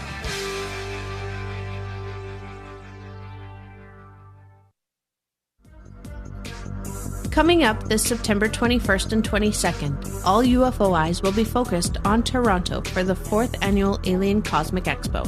Come listen to some of the biggest names and experiencers in ufology: Travis Walton, Paul Hellyer, Richard Dolan, Paula Harris, Grant Cameron, Randy Kramer, and Spaced Out Radio's own Dave Scott. Tickets are on sale now at aliencosmicexpo.com.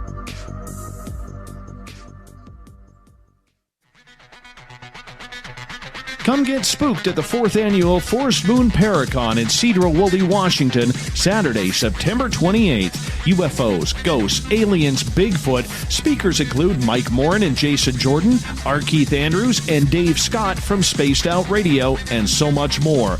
There will be workshops and a VIP roundtable. Get early bird tickets now at fmparacon.com.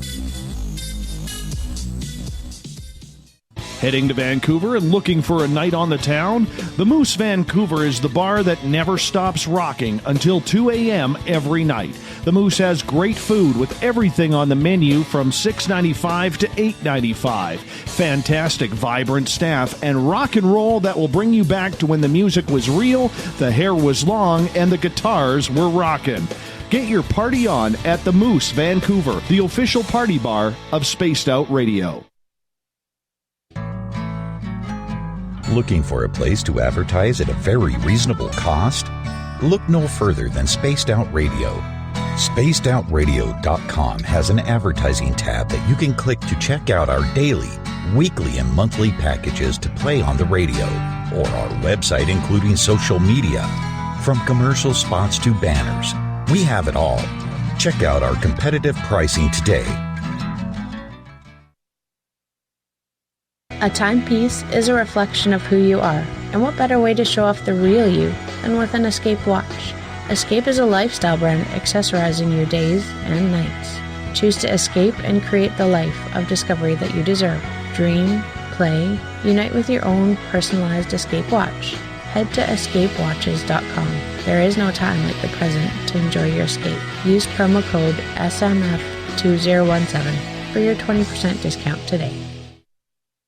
Looking for the stories of the strange and weird that you will find hard to find anywhere else? Check out the SOR Newswire on our website. Our writers, led by Captain Shirk, are scouring the world for the oddest and most bizarre stories we can find. Everything from weird crime to suspenseful and paranormal. We're working hard for you to bring you the most intriguing news of your day. Check out the SOR Newswire at spacedoutradio.com today. we're adding to the entertainment online for Spaced Out Radio. I'm Amber Bekkerud, and I want to invite you to subscribe to our YouTube channel and check out Cryptid Tales, where I will take you on a journey into some of the strangest legends and lore from around the world, relaying the stories to you of the strange creatures and experiences that people have had throughout time. You can find Cryptid Tales at youtube.com/Spaced Out Radio. And while you're there, don't forget to check out our free archives and leave a comment. See you there.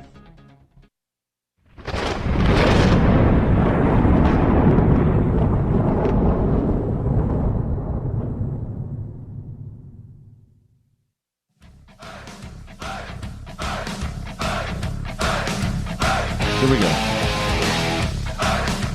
We passed the halfway point of Spaced Out Radio tonight. I am your host, Dave Scott, sitting in the captain's chair of SOR headquarters in the frozen Canadian tundra. Well, not so frozen. I'm going to be total Canadian this weekend. I am taking my chainsaw into the forest, going to cut down some trees. All dead, of course, because those cause forest fires. Yeah. But I'm going to be a man. I'm going to be a manly man the next 3 days, going to cut down some trees. I swear over the next few days, my beard is going to grow at least 4 inches long because of the amount of trees I'm going to cut down over the next couple days. I love it.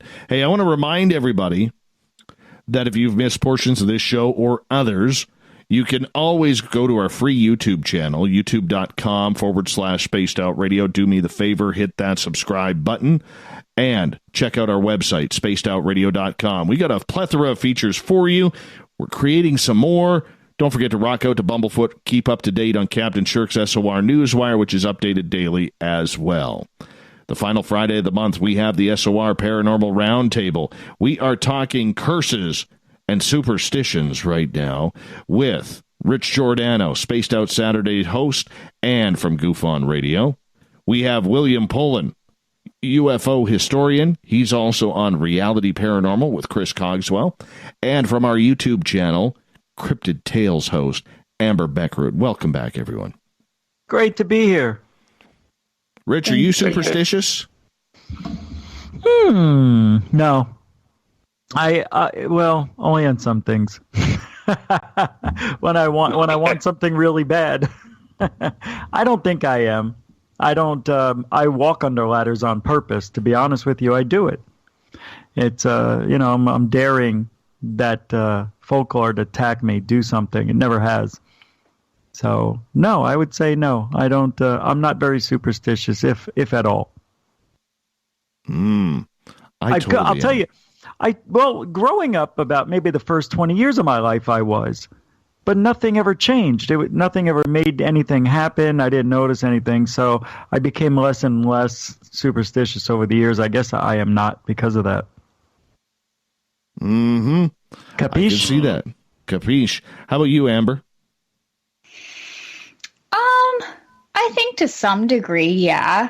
I'm definitely... I don't get scared when a black cat walks across my path, and I have definitely purposely walked underneath ladders. So yeah, I knew you were cool. there are some things that I definitely will believe, but others that, I think, it's each to their own. Only when you want something really bad, right? Exactly. You have to want to break a mirror every once in a while. Right, just to prove a point. Exactly. You crazy bastards. Listen to you going around breaking mirrors just for the sake of it. Oh, my God. I get to see more of me. I am so about routine. I am so about routine. Like when I prep for the show, everything has to be the same. And if I get out of that routine by just a couple of steps, I am rattled the entire show. But I've always been like that. When I played baseball, when I played hockey, when I did everything that I'm trying to have my A game on. If I break that pattern, I'm out. I am no good. Don't you think that's what they call, what is that when people have to make sure things are perfect? Don't you think it's just a little bit of that and not superstition? Because that means you're letting something else control you. And I don't believe in that. Okay, if I don't put my feet this way in the batter's box, if I don't align it with the inside of the white line, I'm not going to get a hit to the other side of the field. Never happens, never have. And you talk yourself into it, just like we've been saying. Can you talk yourself into this stuff? And I think yes. I think that's why baseball players get in slumps. They get, over dramatic about this thing that used to work. Now it doesn't. Yeah, it's called you're doing something differently. And that's all that this may be. You're just doing something differently, or it's a cycle. So, Dave, maybe, you're going to bet a certain way, when you go gambling, but you're always going home a loser. And not you. I'm just saying in the general, thing. Thanks. There's clarification there. Could anything have come out more wrong? But that's what I think. I think that's why I can't and I won't. And I challenge superstitions because I don't believe it. I won't let anything run my life that way. Again, right, Will, what do you think, Will? I'm not superstitious at all. Not at all. But I do believe in routine. I mean, I grew up as a tennis player. So you have your routine about how many times you bounce the ball before you hit a first serve, your routine of how you shuffle your feet before you return a serve, how you grip your racket, how tight you string your racket up. It's not superstition. It's just, you know what you like, and it's a routine. And when you're out of your routine, you feel physically like, okay, you're out of kilter. You got to start over again. So it's not the mentality of, okay, if I take a wrong step or bounce the ball too many times, I'm going to lose this point.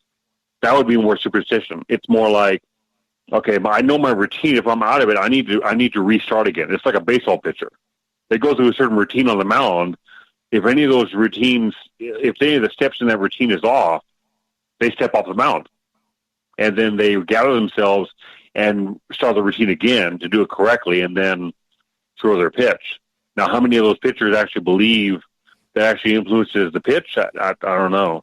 But for myself, I'm not superstitious at all. No, but I get what you mean, Dave. It's a routine. When your routine is off by just a little bit, you just feel off. It's not right. Absolutely. And it's not like you're expecting a bad program. You're not. It's just you want things a certain way, and then I don't think there's nothing wrong with that. I mean, that's just to each his own. So So when is routine not superstition? I mean, that's kind of what you're saying, right? Because it doesn't feel right. Yeah, well, you're gonna go. You bounce the ball a certain amount of times. You string your strings a little harder or something, whatever. If you don't throw the ball up the right height, you're not gonna hit it. Well, of course, because that doesn't feel right, but it's not superstitious. But some people think it is. I know they do. Well, some do, yeah. Right. What I'm saying is, for me, when my routine is off, I don't think that's going to influence the actual result of the match. That would be superstitious. Sure, you do. That's why you stopped. That's why you stopped and reset because you wanted to do it right. No, I'm not thinking that in my head.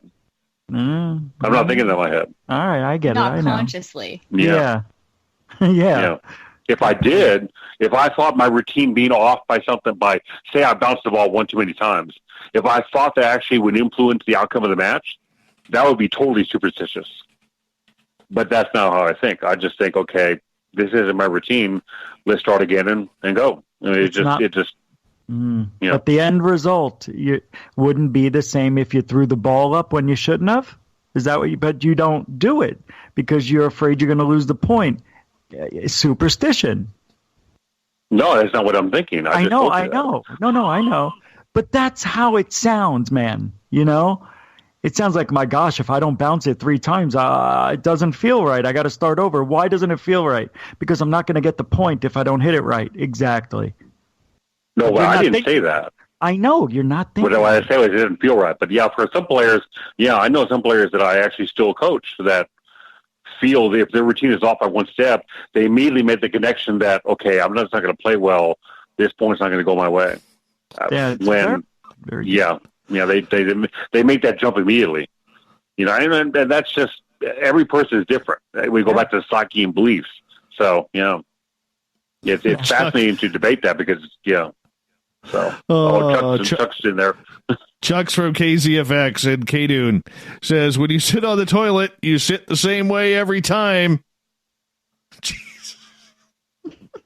Well, that makes sense. Otherwise, you might miss. I mean, come on, that's logistically prudent to do that. So that has there's purpose there.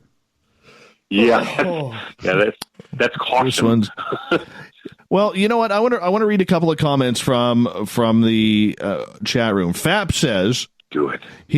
He says, if I don't put my left shoe on first, I'm going 0 for 4 at the dish that night, guaranteed. Never didn't happen just like that. I agree. I totally agree with that. I remember,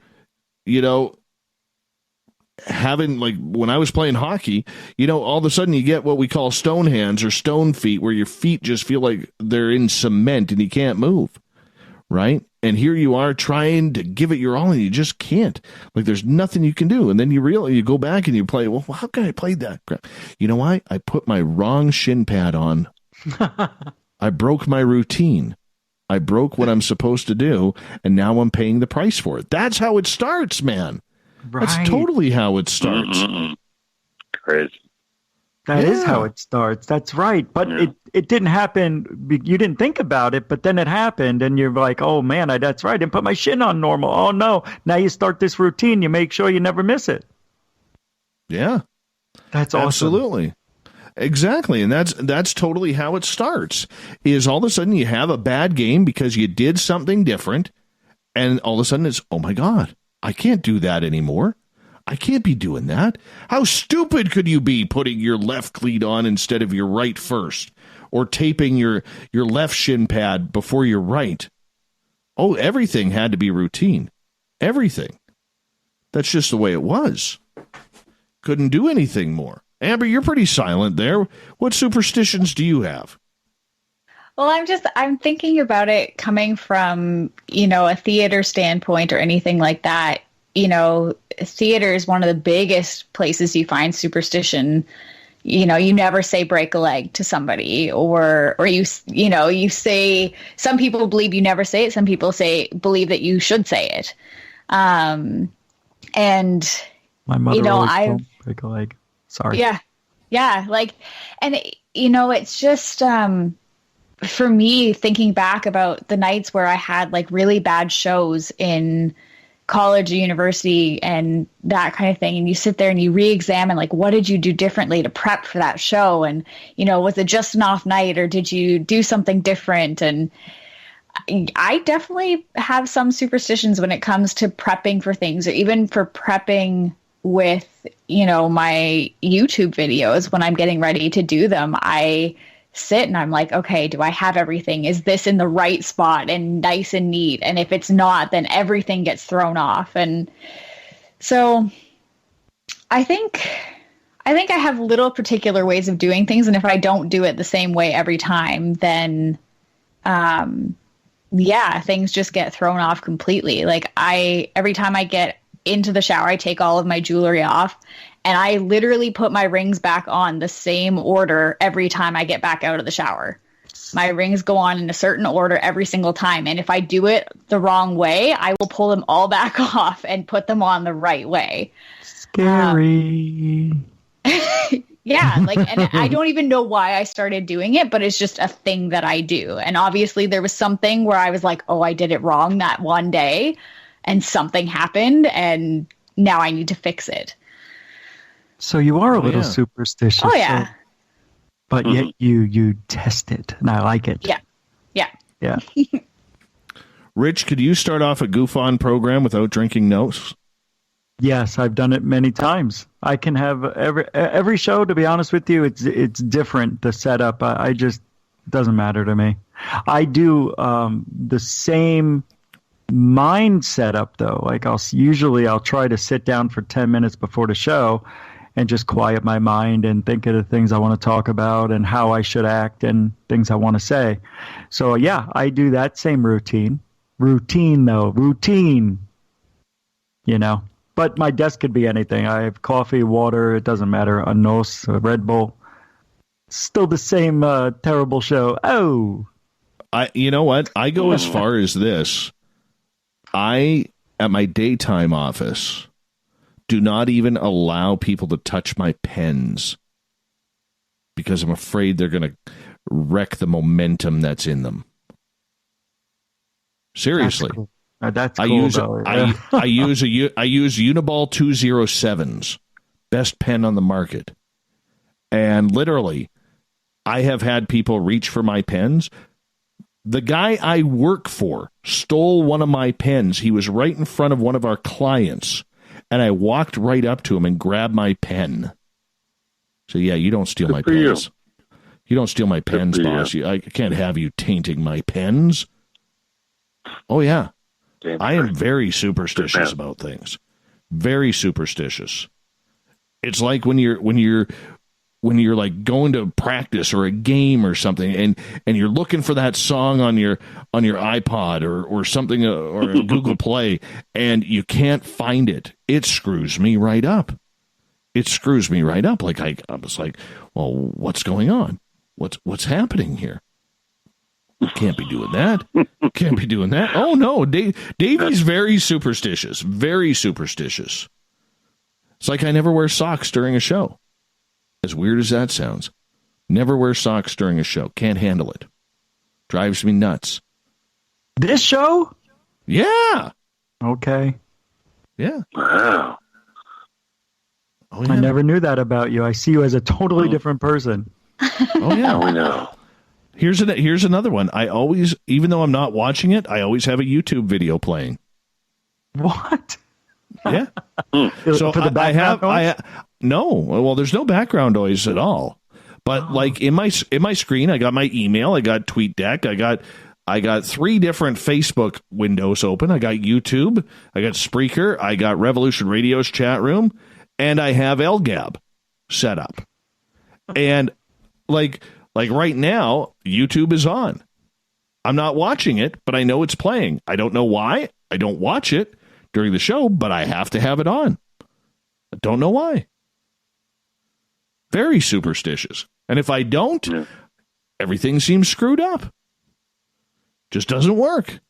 Oh, that means I think we're creatures of habit, though. And if something's off the routine, we tend to think something could go wrong just because it thinks it's in our DNA. Don't you think it's in our makeup that we're that way on purpose? Because I think most people feel this way. I can agree with that. Yeah, we're we're creatures of habit, for sure. We had to be to survive. We had to have guys on the lookout for any creatures that make, saber-toothed tiger. I mean, I'm talking way back when we just came out of the caves. Yeah.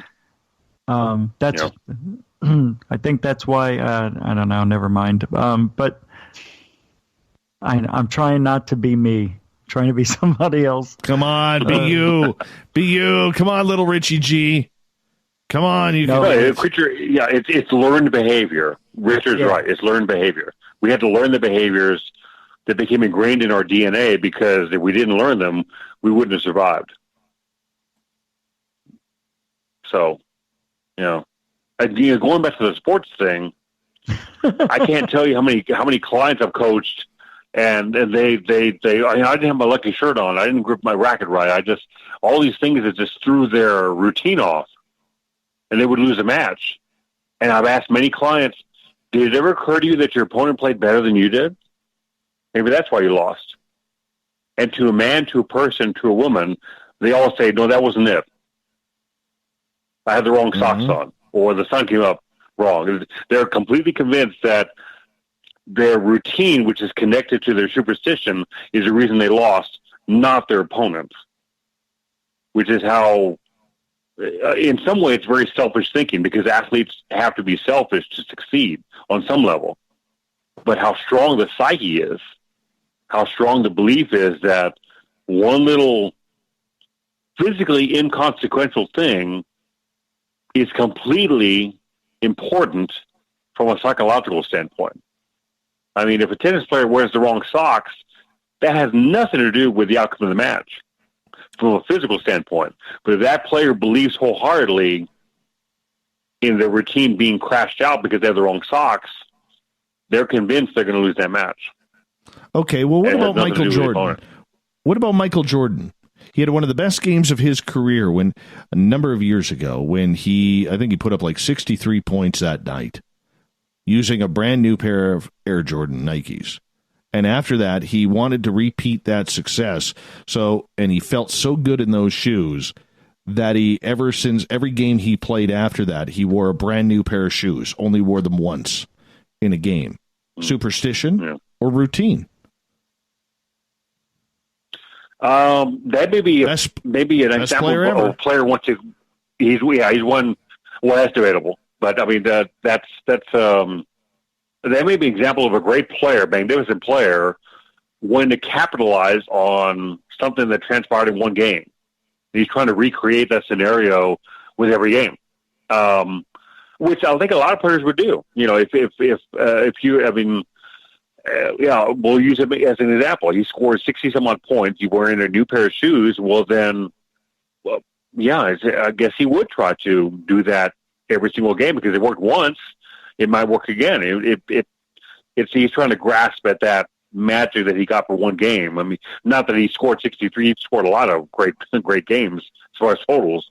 But, maybe just an example of a player wanted to change his routine because the result of that one game was so impressive, he's willing to come out of his comfort zone. I mean, back in the 60s, John Newcombe, the great Australian tennis player, always wore his lucky pink shirt. And for some reason, he didn't wear it one year at Wimbledon for a final, which he won, despite not having the pink shirt. And the rest of his career, he wore his pink shirt on random occasions. He got out of the routine of wearing the pink shirt. He wore it for every semi and final. And when he won that Wimbledon final without a pink shirt, that routine was gone. He got into a routine where he really didn't pay attention to the colors that he wore. So I guess some players, when they have such a impressive game or an impressive result in a tournament, they're willing to, or comfortable at least, with their new routine. So maybe that explains what Jordan did. So, but he was such a great player. I mean, he could have played in, sandals and still scored 60 points possibly. So I don't know. We only got about a minute left here before we got to go to break at the top of the hour. Rich, your thoughts? What's the difference then? If you take the Michael Jordan example of superstition. Oh, I think what really happened, Michael Jordan, he was always going to be great no matter what. And that comes down to his practices, his routine, his diet, his sleep, everything you could put into it. The shoes probably felt great wearing them, new shoes. And I think he just kind of liked them and used that as part of a selling point to make more money. End of story. But Jordan was very superstitious. He was a big-time gambler with Barkley, and they would go out gambling and lost a lot of money. But, Michael Jordan's one of the most superstitious people on the planet. Gretzky, too. Yeah. Gretzky, too. Yeah. Gretzky was the only player in NHL history to have the brand logo of the hockey jersey on the left side. Normally, at that time, it was CCM who made NHL jerseys, but because Gretzky tucked his right side of his jersey into his hockey pants, they put the logo on the left side for his. So that's how you can tell if it's a real Gretzky jersey or not. Spaced Out Radio is hour number 3 of the Paranormal Roundtable. Coming up next.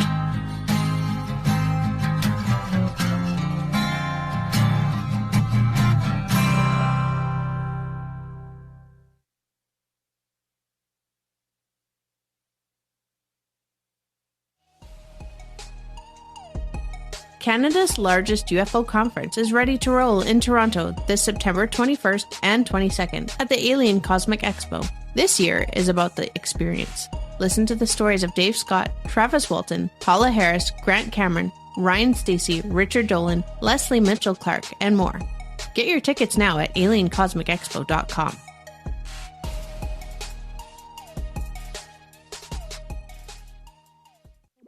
Every night on Spaced Out Radio, we have places for you to hang out. Hi, this is Carl.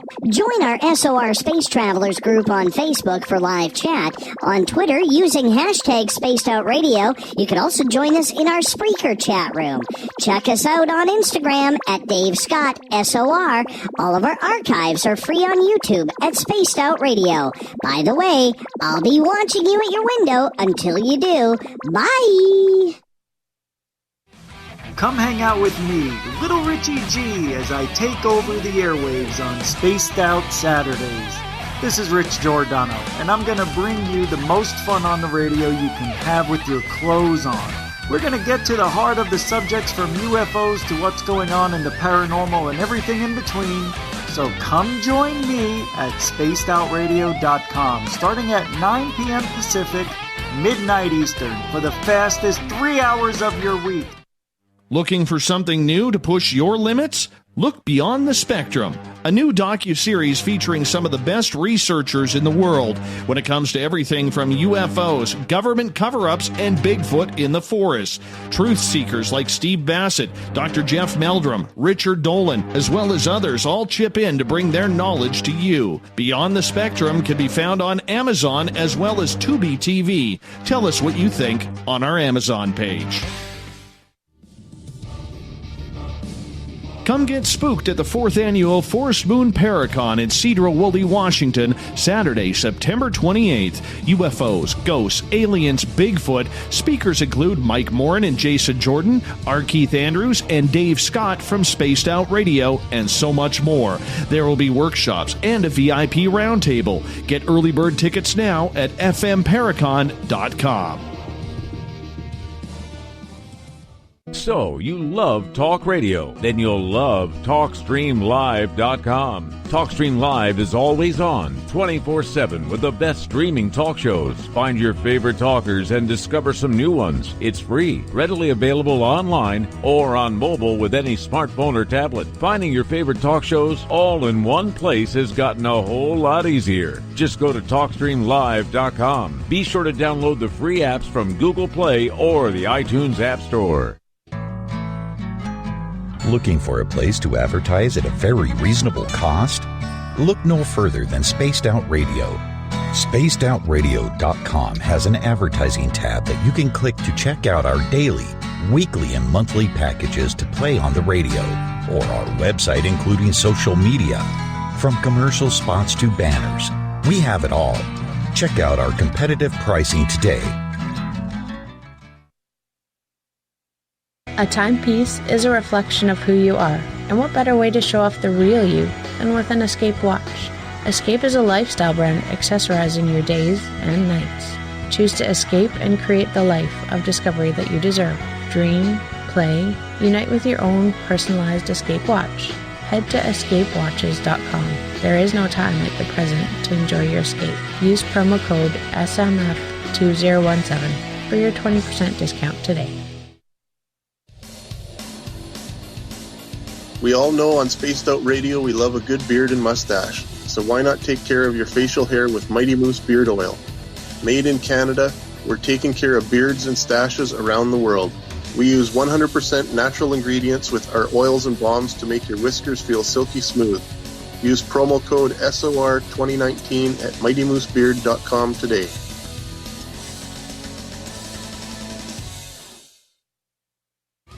We're adding to the entertainment online for Spaced Out Radio.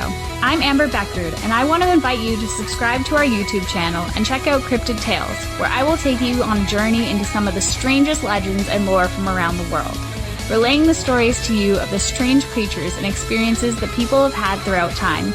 You can find Cryptid Tales at youtube.com/Spaced Out Radio. And while you're there, don't forget to check out our free archives and leave a comment.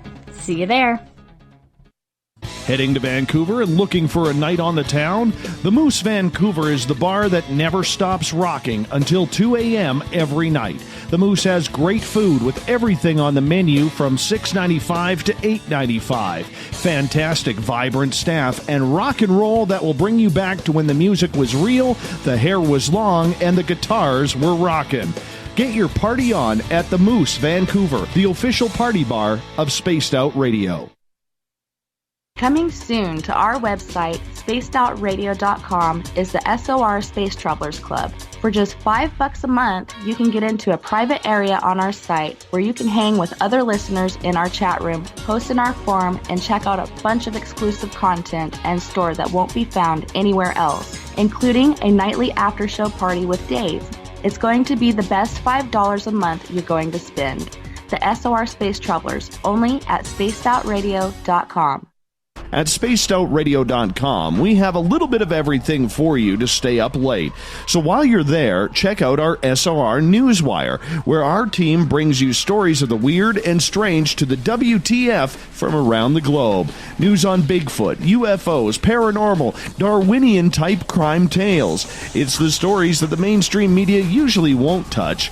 Well, we got them all on the SOR Newswire, only at spacedoutradio.com. Visit purpleplates.com today. For over 40 years, the Purple Energy Plates have been delivering amazing results for their many customers.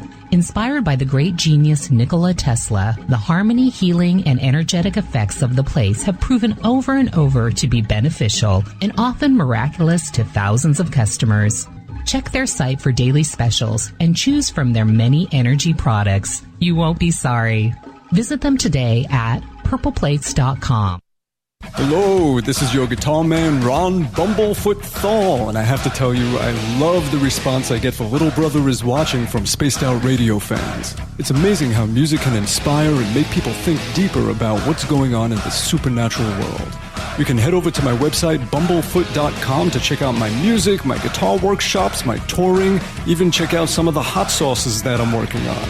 And make sure you keep on listening, because with Spaced Out Radio, you know Little Brother is watching. Would you like to connect with us? Head to spacedoutradio.com for all your latest show info.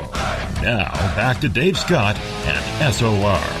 Third and final hour of Spaced Out Radio is underway tonight. I am your host, Dave Scott. Thank you so much for being with us. We want to give a shout out to Chuck and everybody listening in on KZFX 93.7 FM in Ridgecrest, California. To translate that for the Canadians, KZFX 93.7 FM, KDUN AM 1030 in Reedsport, Oregon, KDNF AM 1560 in Dangerfield, Texas. We're on in UPRN 107.7 FM in New Orleans and WQEE 99.1 FM in Noonan, Georgia. On the digital side, hi to everyone tonight on Kingdom of Nye Radio and Revolution Radio. Yes, we are live. And don't forget, you can check out all of our archives for free at youtube.com/Spaced Out Radio. Just do old Davey the favor, hit that subscribe button. The Desert Clam has set the password for tonight in the SOR Space Travelers Club. Joculator. Joculator is your password. Use it wisely, Space Travelers, as the Clam sets the password each and every night right here on Spaced Out Radio. Our website is spacedoutradio.com, where we have a plethora of features for you, like rocking out to Bumblefoot and reading up daily on Captain Shirk's SOR Newswire. Actually, it's not the final time, because we go the distance on this show with the SOR Paranormal Round Table. Our guest tonight, Amber Bekkerud, who hosts SOR's Cryptid Tales on our YouTube channel. From Spaced Out Saturdays, Rich Giordano, and Goof on Radio, of course. Make sure you go to his YouTube channel and hit that subscribe button as well. And William Pullin, UFO historian and the gatekeeper to the land of goatees. All right, hour 3 here. Hour 3 here. Let's do it. I got to get into this. Bonjour. The gatekeeper. All right. Whether it's aliens, whether it's Bigfoot, whether it's Dogman, or even ghosts, a lot of experiencers, William, tend to think that they are having telepathic communication with these entities. Telepathy. Is it possible? Number one. But number two, there are a lot of people, and we've read these stories, we've heard these stories, and yes, they are just stories. But there's been a lot of hunters out there who have come across Bigfoot or Dogman, raised their rifle to them, and all of a sudden got this telepathic type message that said, yeah, you better not do that, because bad things will happen. And these hunters will actually put their rifles down and let them go. What's your thoughts on this, William? you're right. They're stories, and I've heard all those scenarios at length. I don't know. I'm a science guy. So when I look at the UFO issue, I'm thinking, okay, if extraterrestrials are getting here from a substantial distance away, their technology is that much further higher than ours, perhaps by quite a margin. And I'm speculating here, which I don't like to do, but so my thought is, okay, why would an extraterrestrial want to have why would they want to communicate with us? We're substantially less advanced than they are. It would be akin to you or I having a conversation with a beagle, an intelligent animal, but nowhere near our level of self-awareness. I don't know, but again, that's one of those scenarios where how do you prove that? How do you disprove that? I think it's possible, surely possible. And I've heard the stories about the hunters lowering their weapons when coming into visual range of a cryptid, specifically Bigfoot, and seemingly having sort of mental connection with the creature, and maybe not being told directly, but the idea of, I shouldn't do this. I need to lower my weapon. I need to not kill this animal. And they lower their weapons. I think it's possible. I mean, but I don't know. That's a pure speculation on my part. There's no data or evidence I could bring forth to validate that position, whether it's the cryptid or the UFO situation. So, but as far as the UFO issue, I always am cautious with that because the UFO occupants, the extraterrestrials, they're being reported. Virtually all of them seem far in advance of us, whether on a technological, physical, or spiritual, or an intellectual level, far in advance of us. So what would be their motivation to communicate with a lesser species? And that in itself is preposterous too, because again, I'm kind of pushing I'm pushing human thought processes, human beliefs on an extraterrestrial, and not a single person on the planet knows how an extraterrestrial would think, because by definition, it's not from here. It's not human. So I don't know, but I digress. It is possible, Dave. I think it's possible. Rich, what's your thoughts? Yeah, they are just stories, so we have to take that into consideration. But I think two things either happened to these hunters that were told, put your weapons down or you're going to have a bad night or day. Either they came upon it and was getting ready and put that rifle up, looked through the scope and saw something that looked like it had a heart. Maybe it sent them a message. Let's just say it did. Of course, that's going to freak anybody out. You know, you're hearing a voice inside your head from something that you're looking at. So yeah, put your gun down. Or they were sitting around with their friends talking about how they walked up on this thing and got so scared they threw their rifle and ran the other way, but don't want to tell them that story. So they made up the one where it talked to them in their head, maybe. You never know. I mean, hunters have a lot of pride. They don't want to be little wimps. But I don't know, man. I look at it from all those different angles. Like, what type of personality would make that up? And I don't know if they're making it up. There's too many stories of people saying they're getting telepathic messages. Now, we always assume these creatures are more intelligent. Why do we always... I'll tell you why we always assume that, because not one time have we ever heard them sound stupid, and the message never sounded like they, were dumb aliens. So you have to look at that, too. We don't come from these parts, they don't say the aliens talked like that. We're around Orion over there. It ain't like that. It's always just over to, see those rings? Don't go that way. That's the bad part of the universe over there. Go straight beyond that. Now, anyway, as I was saying, you never get those stories.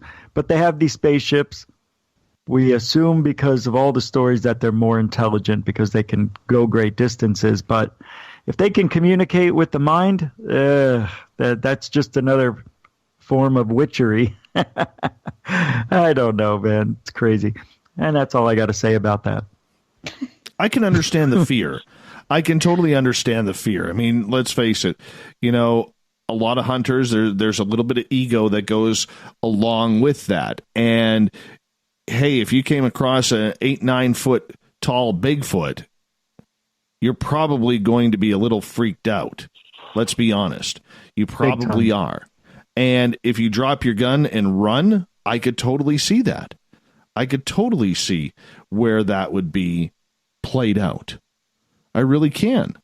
However, you know, these people who are having these occurrences with these telepathic communications from these mythical animals or creatures, whatever you want to call them, it is real to them. Like, they are saying this really happened.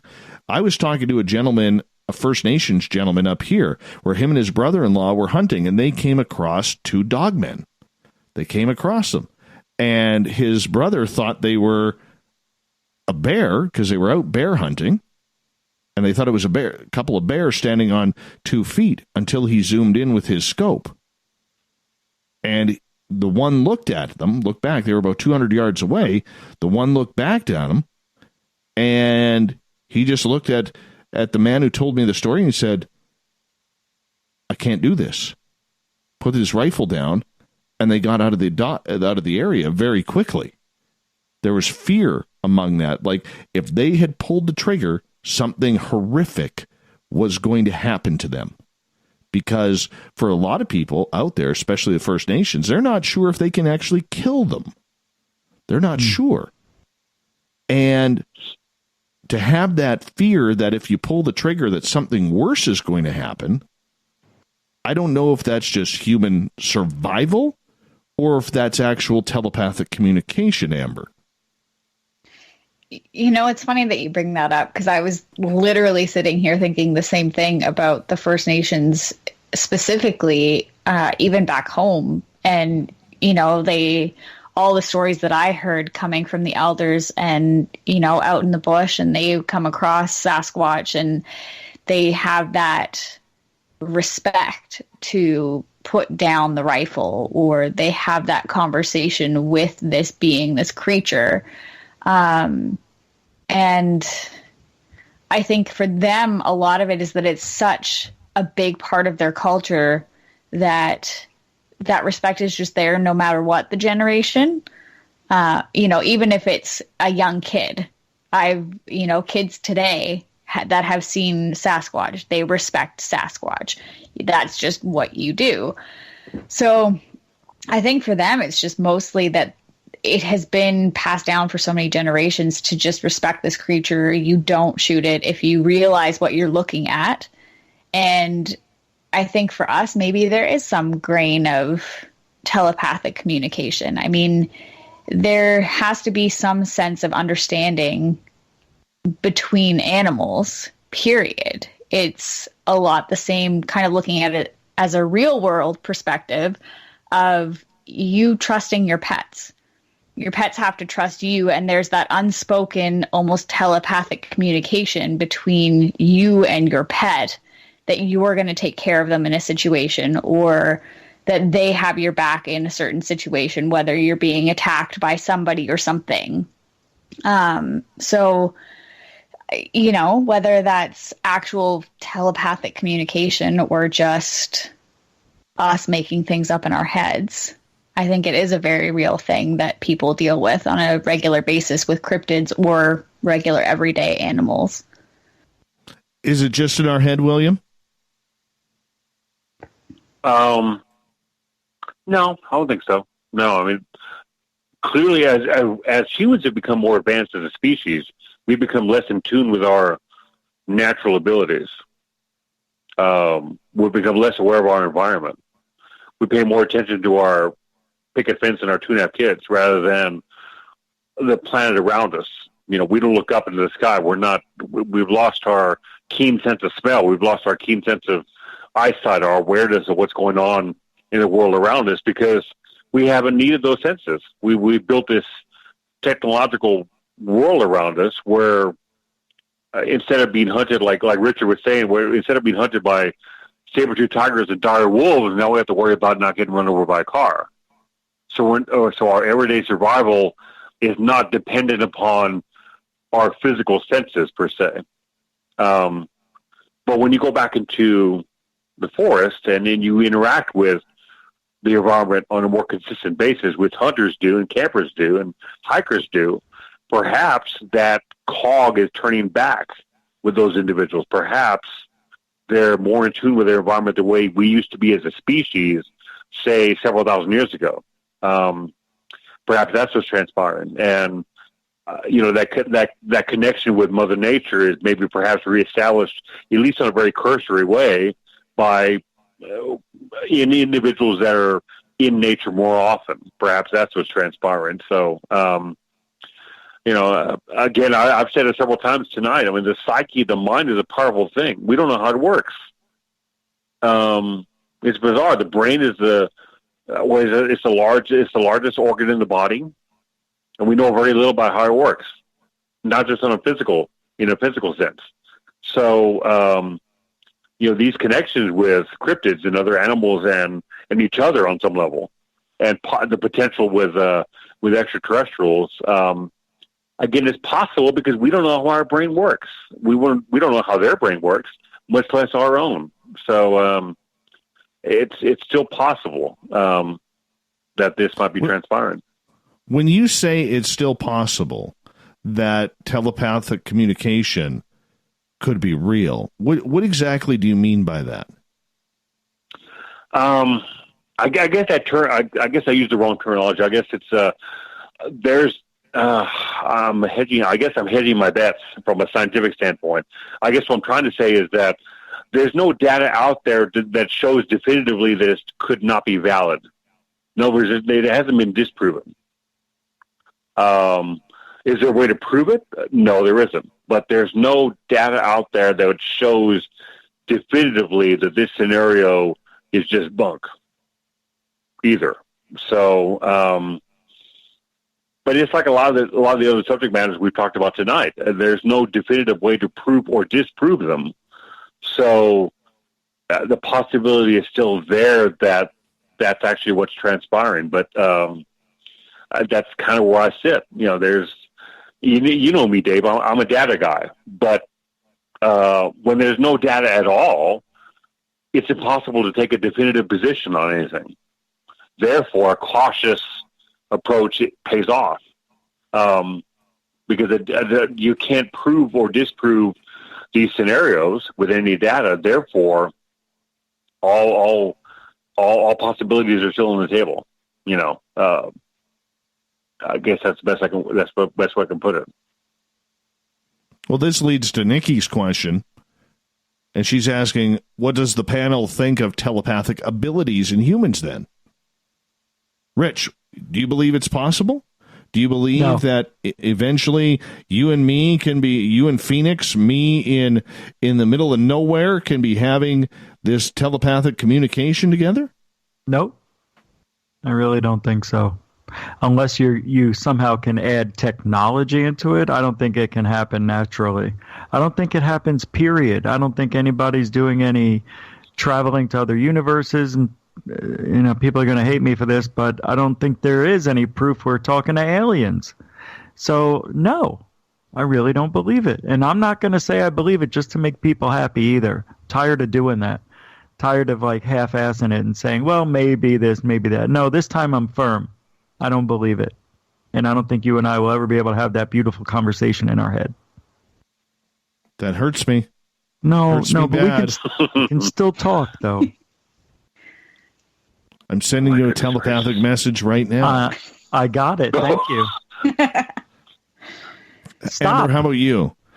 No. Amber, how about you? Telepathic communication. Do you think it is, or that it has the ability to make it happen, or what? I think I'm probably going to be the only one out on this one, is that I do believe in some way, shape, or form that it is possible. I mean, I have to look at it from a logical standpoint that, you know, if you're around people long enough and you spend enough time with them, that you can start to predict their patterns and the way that they'll say things and that kind of thing. Or how they'll say things or what their response will be because you've spent enough time with them to justify that. But I've had it happen so many times where I've been around people and we have said word for word the same sentence in the same cadence, the same everything without, you know, prior planning or anything like that. And, you know, everybody looks at us and go, oh, that's kind of weird. Or I've had times where, you know, my partner will come from around the corner and I won't have said a single thing, but I'll have thought something in my head and she'll say, what the hell did you just say? I'm like, I didn't say anything. She said, well, what were you thinking? And I'll tell her what I was thinking. And she said, I heard that loud and clear from across the room. And, you know, and not even in situations that we were doing things that would justify that, like not situations like I could be in the kitchen cooking and swearing in my head about something that I'm doing in the kitchen that has nothing to do with what she's doing in the living room. But she still heard me having a hard time in my head. So I think there is the possibility, but don't you think maybe you were slamming the pots and pans and she knew you were angry about something and she just said, stop swearing in your head? Well, there has been that, but it's too many justified times where it's been, you know, I've opened the fridge and been like, oh, well, there's really nothing in here. And she'll come around the corner and be like, what did you just say? Maybe you said it out loud, didn't realize it. Oh, there's nothing in here. I don't know if I talk to myself that much. You just said I talk to myself in my head. Of course you do. Okay, what about but what about this scenario? Is we got about 90 seconds to go. Samantha Mowat, who is a very good friend of mine, her and I, as many of you know who've listened in, had a very intimate experience with an extraterrestrial. The first, 25 minutes after I met her, she takes me into a forest and there's an extraterrestrial standing there in the middle of the afternoon, 2:00 in the afternoon. And ever since then, every time Samantha and I talk, she can finish my sentences. Coincidence? It could be. But we could be in a very in-depth talk about extraterrestrials, and my mind will get stuck on the words I'm looking for, and she literally finishes a sentence like it was like I was trying to say it. Or is that just knowing someone so well, Rich? Yes. She knew you were going to say, you probably said it before. It's not that hard to do. I do it all the time with people. It's almost like, you know, you hear a song for the first time, but you can figure out what the beat is, and next thing you know the words. I've done that before. It's just familiarity, I believe. And people usually say the same things, whether even if we don't know each other. There's a lot of familiar things we do as strangers that we do alone, we would do together. Yeah, especially when you're talking about certain topics. You may have started saying something they've heard, and they just finished it because they heard somebody else say it and you said it. And there's a lot of different ways that can be translated into telepathy. But I want to get in a room with somebody and try to do it, you know, even separate rooms or whatever, and see if it works. Yeah, I don't know. That's true. When we come back from the break, I'm going to read you guys something freaky that is happening right now. Cool. Right this moment. Exciting. Dun, dun, dun. Merle Morin is at the museum right now where I do my tour. And he just got attacked. I'll tell you all about it right here on Spaced Out Radio next.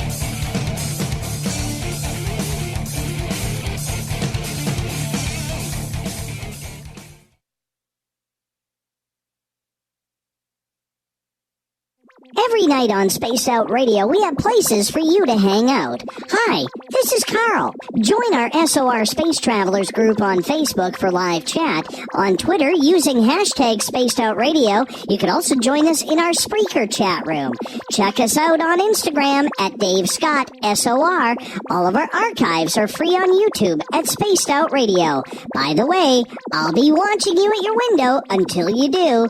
Bye! Looking for a place to advertise at a very reasonable cost? Look no further than Spaced Out Radio. SpacedOutRadio.com has an advertising tab that you can click to check out our daily, weekly, and monthly packages to play on the radio, or our website including social media. From commercial spots to banners, we have it all. Check out our competitive pricing today. We're adding to the entertainment online for Spaced Out Radio.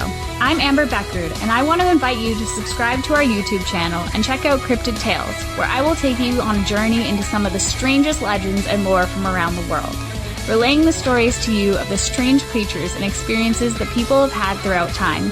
You can find Cryptid Tales at youtube.com/Spaced Out Radio. And while you're there, don't forget to check out our free archives and leave a comment. See you there. Canada's largest UFO conference is ready to roll in Toronto this September 21st and 22nd at the Alien Cosmic Expo. This year is about the experience. Listen to the stories of Dave Scott, Travis Walton, Paula Harris, Grant Cameron, Ryan Stacey, Richard Dolan, Leslie Mitchell-Clark, and more. Get your tickets now at aliencosmicexpo.com.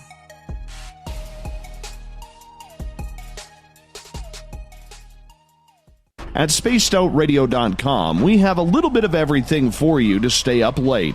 So while you're there, check out our SOR Newswire, where our team brings you stories of the weird and strange to the WTF from around the globe. News on Bigfoot, UFOs, paranormal, Darwinian-type crime tales. It's the stories that the mainstream media usually won't touch. Well, we got them all on the SOR Newswire, only at spacedoutradio.com.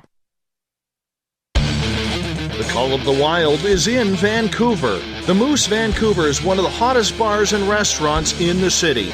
Open until 2 a.m. nightly, the Moose will rock you like a hurricane all night long. Great food with everything on the menu at $6.95 near the corner of Nelson and Granville. Get your horns up and come rock with us. The Moose Vancouver, the official rocking bar of Spaced Out Radio.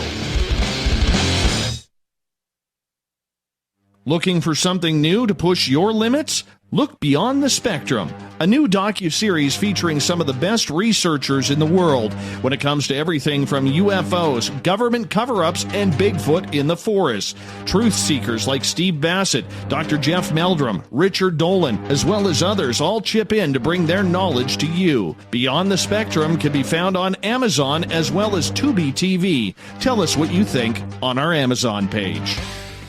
We are getting ready to relaunch the SOR Space Travelers Club at spacedoutradio.com. For $5 a month, you can join us for a plethora of features found nowhere else. Hang out in a private chat room during the show and after party. You can check out some exclusive content and a store specifically for you, as well as a private listener forum where you can post your thoughts, stories, and pictures. The SOR Space Travelers Club, coming soon to spacedoutradio.com. Come get spooked at the 4th Annual Forest Moon Paracon in Cedar-Woolley, Washington, Saturday, September 28th. UFOs, ghosts, aliens, Bigfoot. Speakers include Mike Morin and Jason Jordan, R. Keith Andrews, and Dave Scott from Spaced Out Radio, and so much more. There will be workshops and a VIP roundtable. Get early bird tickets now at fmparacon.com. From the heartlands of Canada to beards around the world, we know how to take care of you. Fill your follicles with the Mighty Moose Beard Oil. All our oils and balms are handmade and 100% natural ingredients because we care about your beard. And hey, use the promo code SOR2019 and get your Mighty Moose Beard Oil today. You can check us out on our website, mightymoosebeard.com.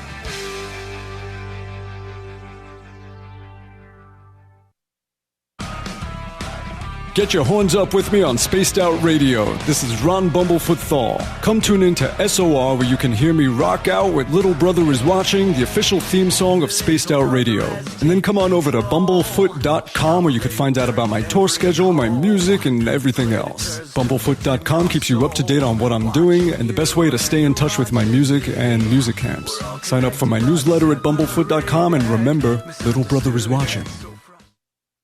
Visit purpleplates.com today. For over 40 years, the Purple Energy Plates have been delivering amazing results for their many customers. Inspired by the great genius Nikola Tesla, the harmony, healing, and energetic effects of the plates have proven over and over to be beneficial and often miraculous to thousands of customers. Check their site for daily specials and choose from their many energy products. You won't be sorry. Visit them today at purpleplates.com. Find your escape where time has no limits. It's about living today and cherishing the heritage of yesterday. A spirit of adventure for what is new with the nostalgia of the past. Your timepiece is a reflection of who you are. Life surrounded by beauty from the world around us to the soul within. EscapeWatches.com. There is no time like the present to enjoy your escape. Use promo code SMF2017 for your 20% discount today.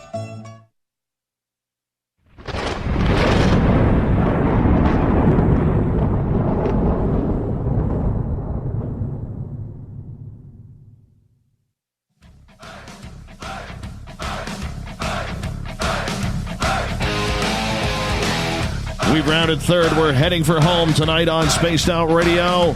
I am your host, Dave Scott, sitting in the captain's chair of SOR headquarters. Reminder to all of you that if you've missed most of this show or others, you can always check out our free archives at youtube.com/Spaced Out Radio. Do me the favor, hit that subscribe button. Our website is spacedoutradio.com, where we have a plethora of features for you. You can rock out to Bumblefoot, read up on Captain Shirk's SOR Newswire, and much more. For the final time tonight, I introduce William Pullin, UFO historian, Rich Giordano, Goof on Radio and Spaced Out Saturdays, and from SOR's Cryptid Tales on our YouTube channel, Amber Bekkerud. Thank you so much for coming on the Paranormal Round Table tonight, which happens the final Friday of every month. Appreciate it, guys. And girl. All right, we got some major stuff happening right now. So Mike Morin from Haunted Crew of Canada and Ghosts of the Great White North, he came up last night. And so he decided that he wanted to go during the show down to the museum where I do my tour. And he starts walking up to the post house. So about, where are we on the clock? About 14 minutes ago, he sends me and Bazooka Joe a message saying, so the post house is bloody evil. Dave, I need you to watch out or watch our video tonight. It was horrible. Mark says, what happened?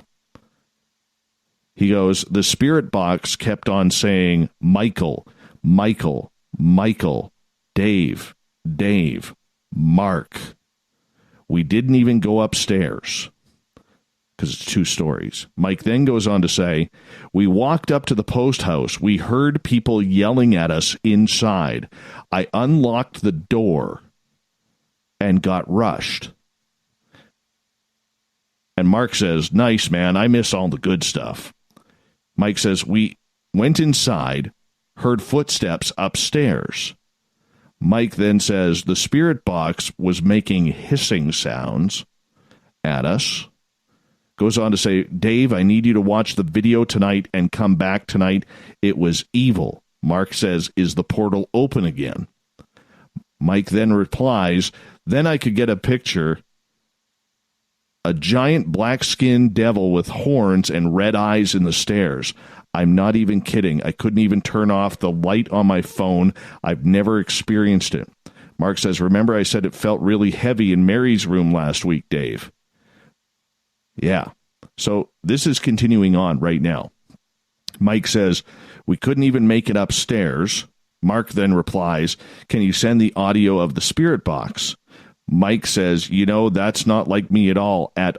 I run into that stuff easily. It's on my audio recorder. And then he goes, so Dave, are you good watching and then coming back out? I really need to watch this. The video said, bring Dave. I got to go. All right. I got to do this. You're going to go then? It's on. Oh, yeah. Right. I am going. Where can we see the pic? Are we able to see it, or we have to wait? Well, we got to wait because, he's 15 minutes away. I haven't even seen it yet. But when I see it, I will post it. Good. For sure. I'm a little freaked out. I have goosebumps over here. Yeah, I am a little freaked out. Bring Dave. That's cool. When something evil calls you like that, do you go? I think you have to. I'm getting my protection already here. All right. Getting my protection already. What does that do? What does that actually do, getting protection before you go? Isn't it going to scare it away? You're not going to see anything. Well, I hope it doesn't make me get possessed. That's for sure. But yes, you do. I'm not taking that chance. But no, dude. The evidence, man. The evidence. I feel, you know what? I'll be honest what I feel right now. All right? And every now and again I get like this when something is weird and strange. I almost feel like, getting back to when we were talking about thoughts and preparation and superstition and routine earlier on. I almost feel right now, after reading that, like I am back on the ice, staring down at a guy saying, let's go. Let's drop the gloves. Let's go. Let's do this. Your adrenaline's going at this point. My adrenaline is going. It is going right now. And I feel like I need to do this. Maybe, Dave, maybe it's telepathically getting to your mind. And I'm not saying that as a joke. You know, this could be one of those times where that could be some realism to what we were talking about tonight. Maybe that's why it's happening. Maybe you actually have something with you continuously, and it can go in between, travel great distances in a short time. And maybe that's why they're calling you, because we're talking about this tonight. I mean, why not? I think, yeah. I think to touch on that point too is that, this is a place that you frequent constantly. So they know you. Whatever is there and whatever is contacting Mike is like asking for you specifically. It's asking for, both of you specifically, and you guys are there all the time. So either it's just not comfortable or it really wants to show you what it can do tonight. Or it's just wondering where you are. Yeah, or it's just wondering, why aren't you here? Could be innocent, yeah. Just be cautious, man. Oh, I'm going. I'm going to drop it. I know you're getting protection and all that, but yeah. Ozzy Rob says in the chat room, Rich, do you want Dave to be the next Zach, demon possessed each show? Oh, boy. Oh, my goodness. Oh, I have so many things I could say, but I won't. Oh, I know, right? I know. My most hated and most loved video, Which one? I reviewed Zach Bagans' Demon House, and everybody hates me for it. Really? Yeah. I watched that. I watched that show all the time. What was the part that you reviewed that got bad reviews? I guess of what you said. Well, it was just I called him over dramatic. Because he is. Yes, yeah. Everybody, and I'm a theater kid. He went to school for theater. I know over dramatics when I see it. Me too. God, you know. Awesome. Yep. It's I called him over dramatic, and everybody got mad at me. So for telling the truth. They're telling the truth. It's everybody great. says it in their mind. They all know it. Yeah. How come the other guys never get possessed that much? Exactly. They don't have the nice glasses on. You know, he actually has a problem with his vision that's really serious. I like his glasses. They're like, but if you... He reminds me of Charlie Sheen in Major League. Yes! Oh, yeah. Holy mackerel, you hit it. I've been trying to figure thing. You make the ghost sting. You make everything haunty. Spooky. Wild thing. Spooky. I was going to go for spooky.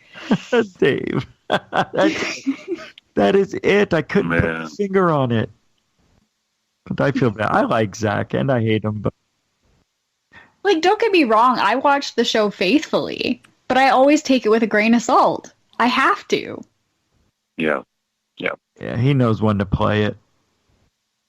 Just like, was that the one where he's like standing at the hole in the ground or underneath, and he goes, "It's in there. It's whatever's down there. It's telling me. I haven't had this happen in a long time, but it's telling me they're down. There's 3 beings down there." Then he's creating the story in his mind. That's right, 3 beings. Yeah, that's it. Then they're right there. Yeah, that's it. They're right there. Yeah.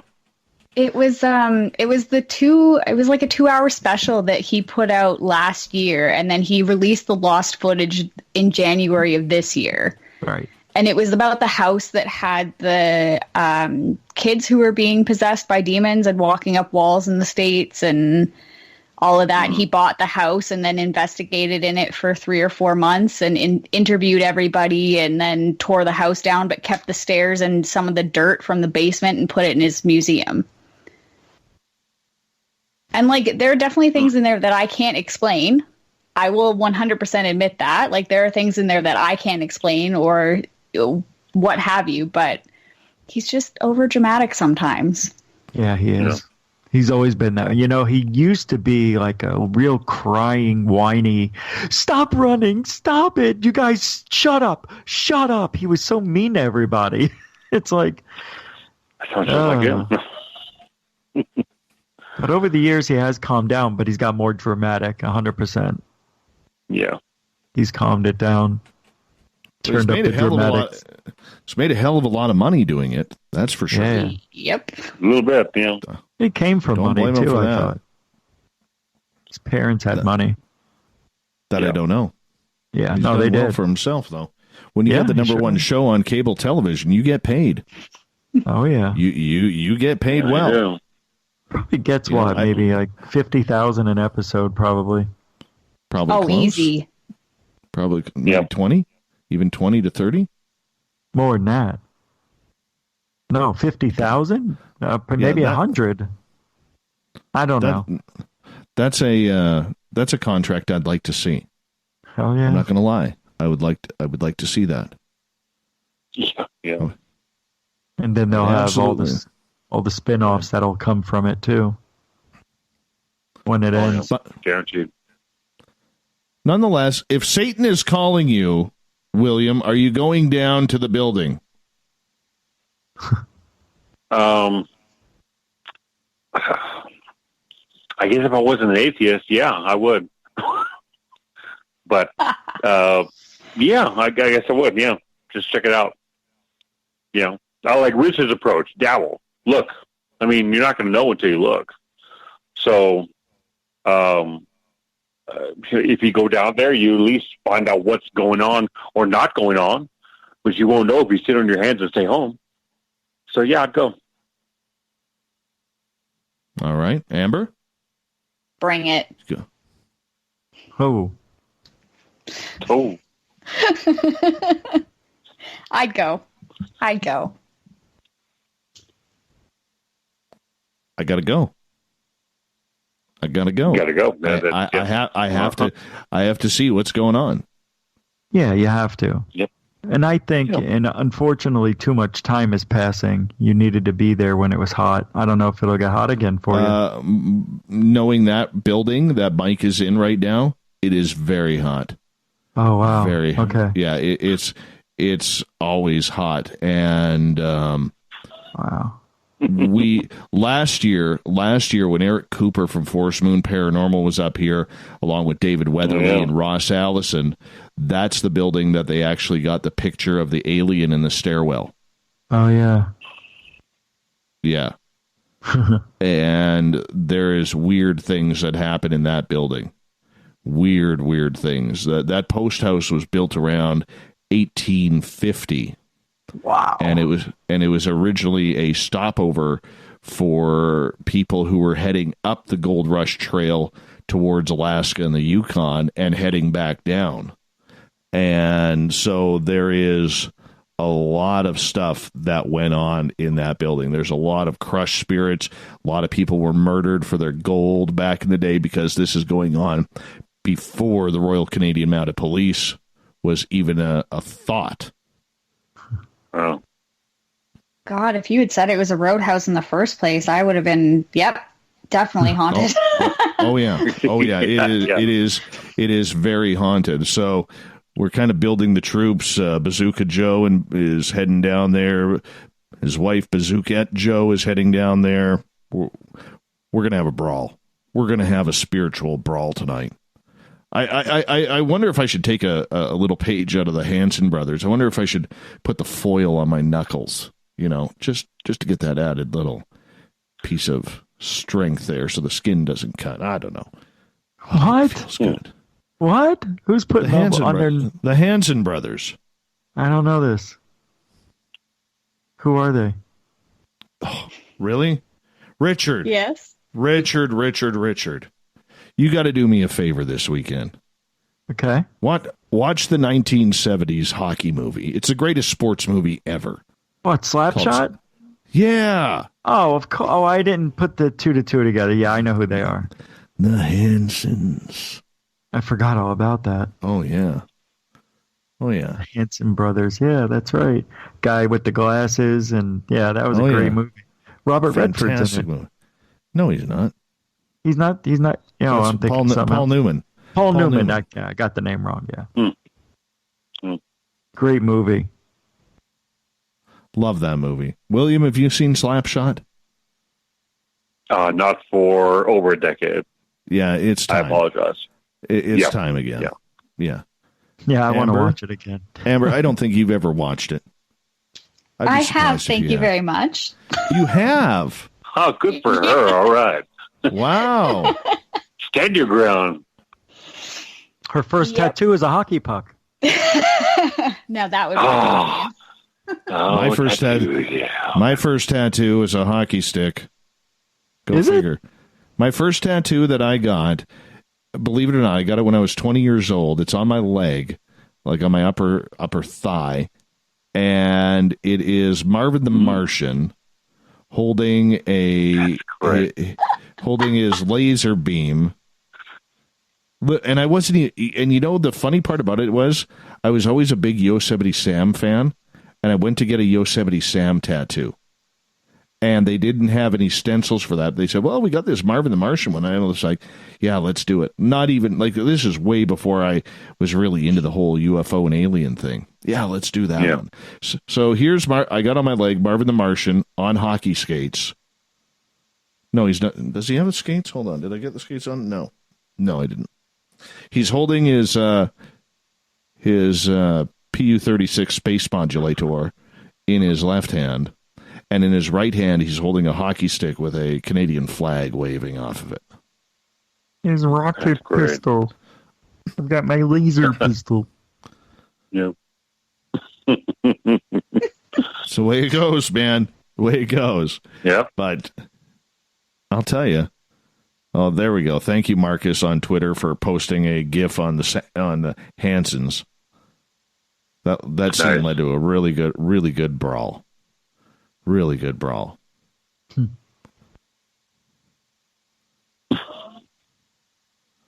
All right. I'm getting some warnings here from intuitive people. Of course. Don't do it, Dave. They all sound like hell from... Yeah, I was going to say, Dave. Dave. What are you doing there? Yeah. Dave? Is that a spirit box, Dave?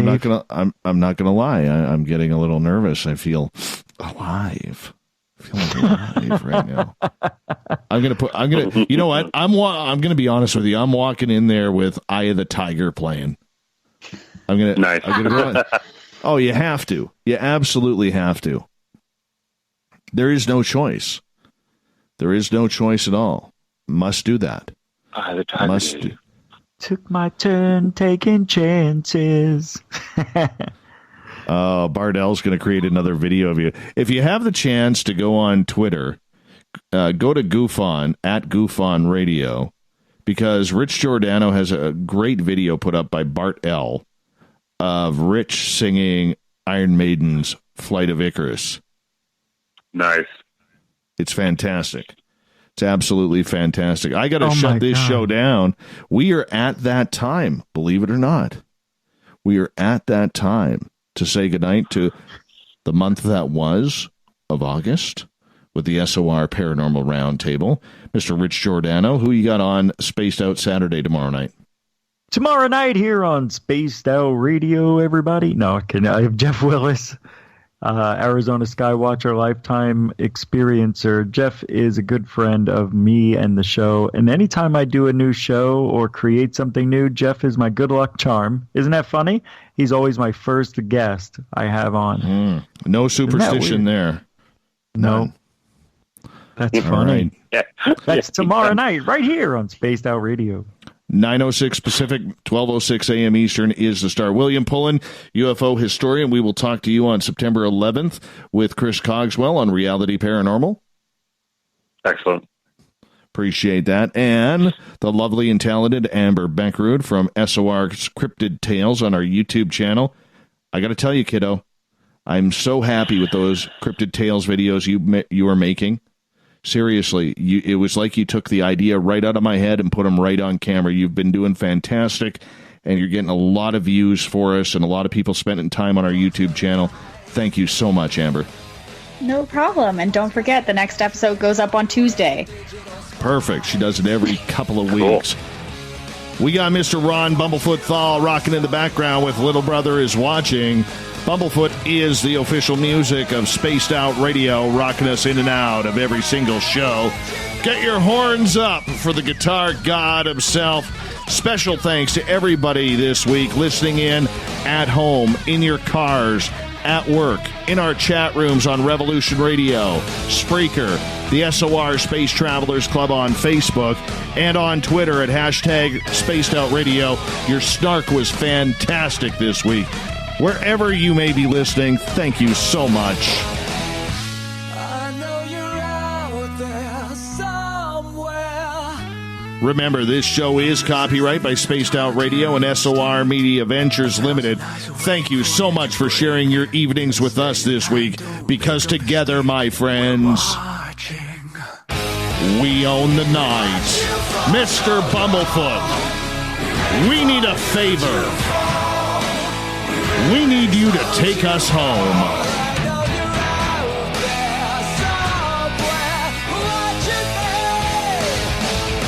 Have a great Labor Day weekend, everybody. Stay safe. We'll talk to you on Monday night.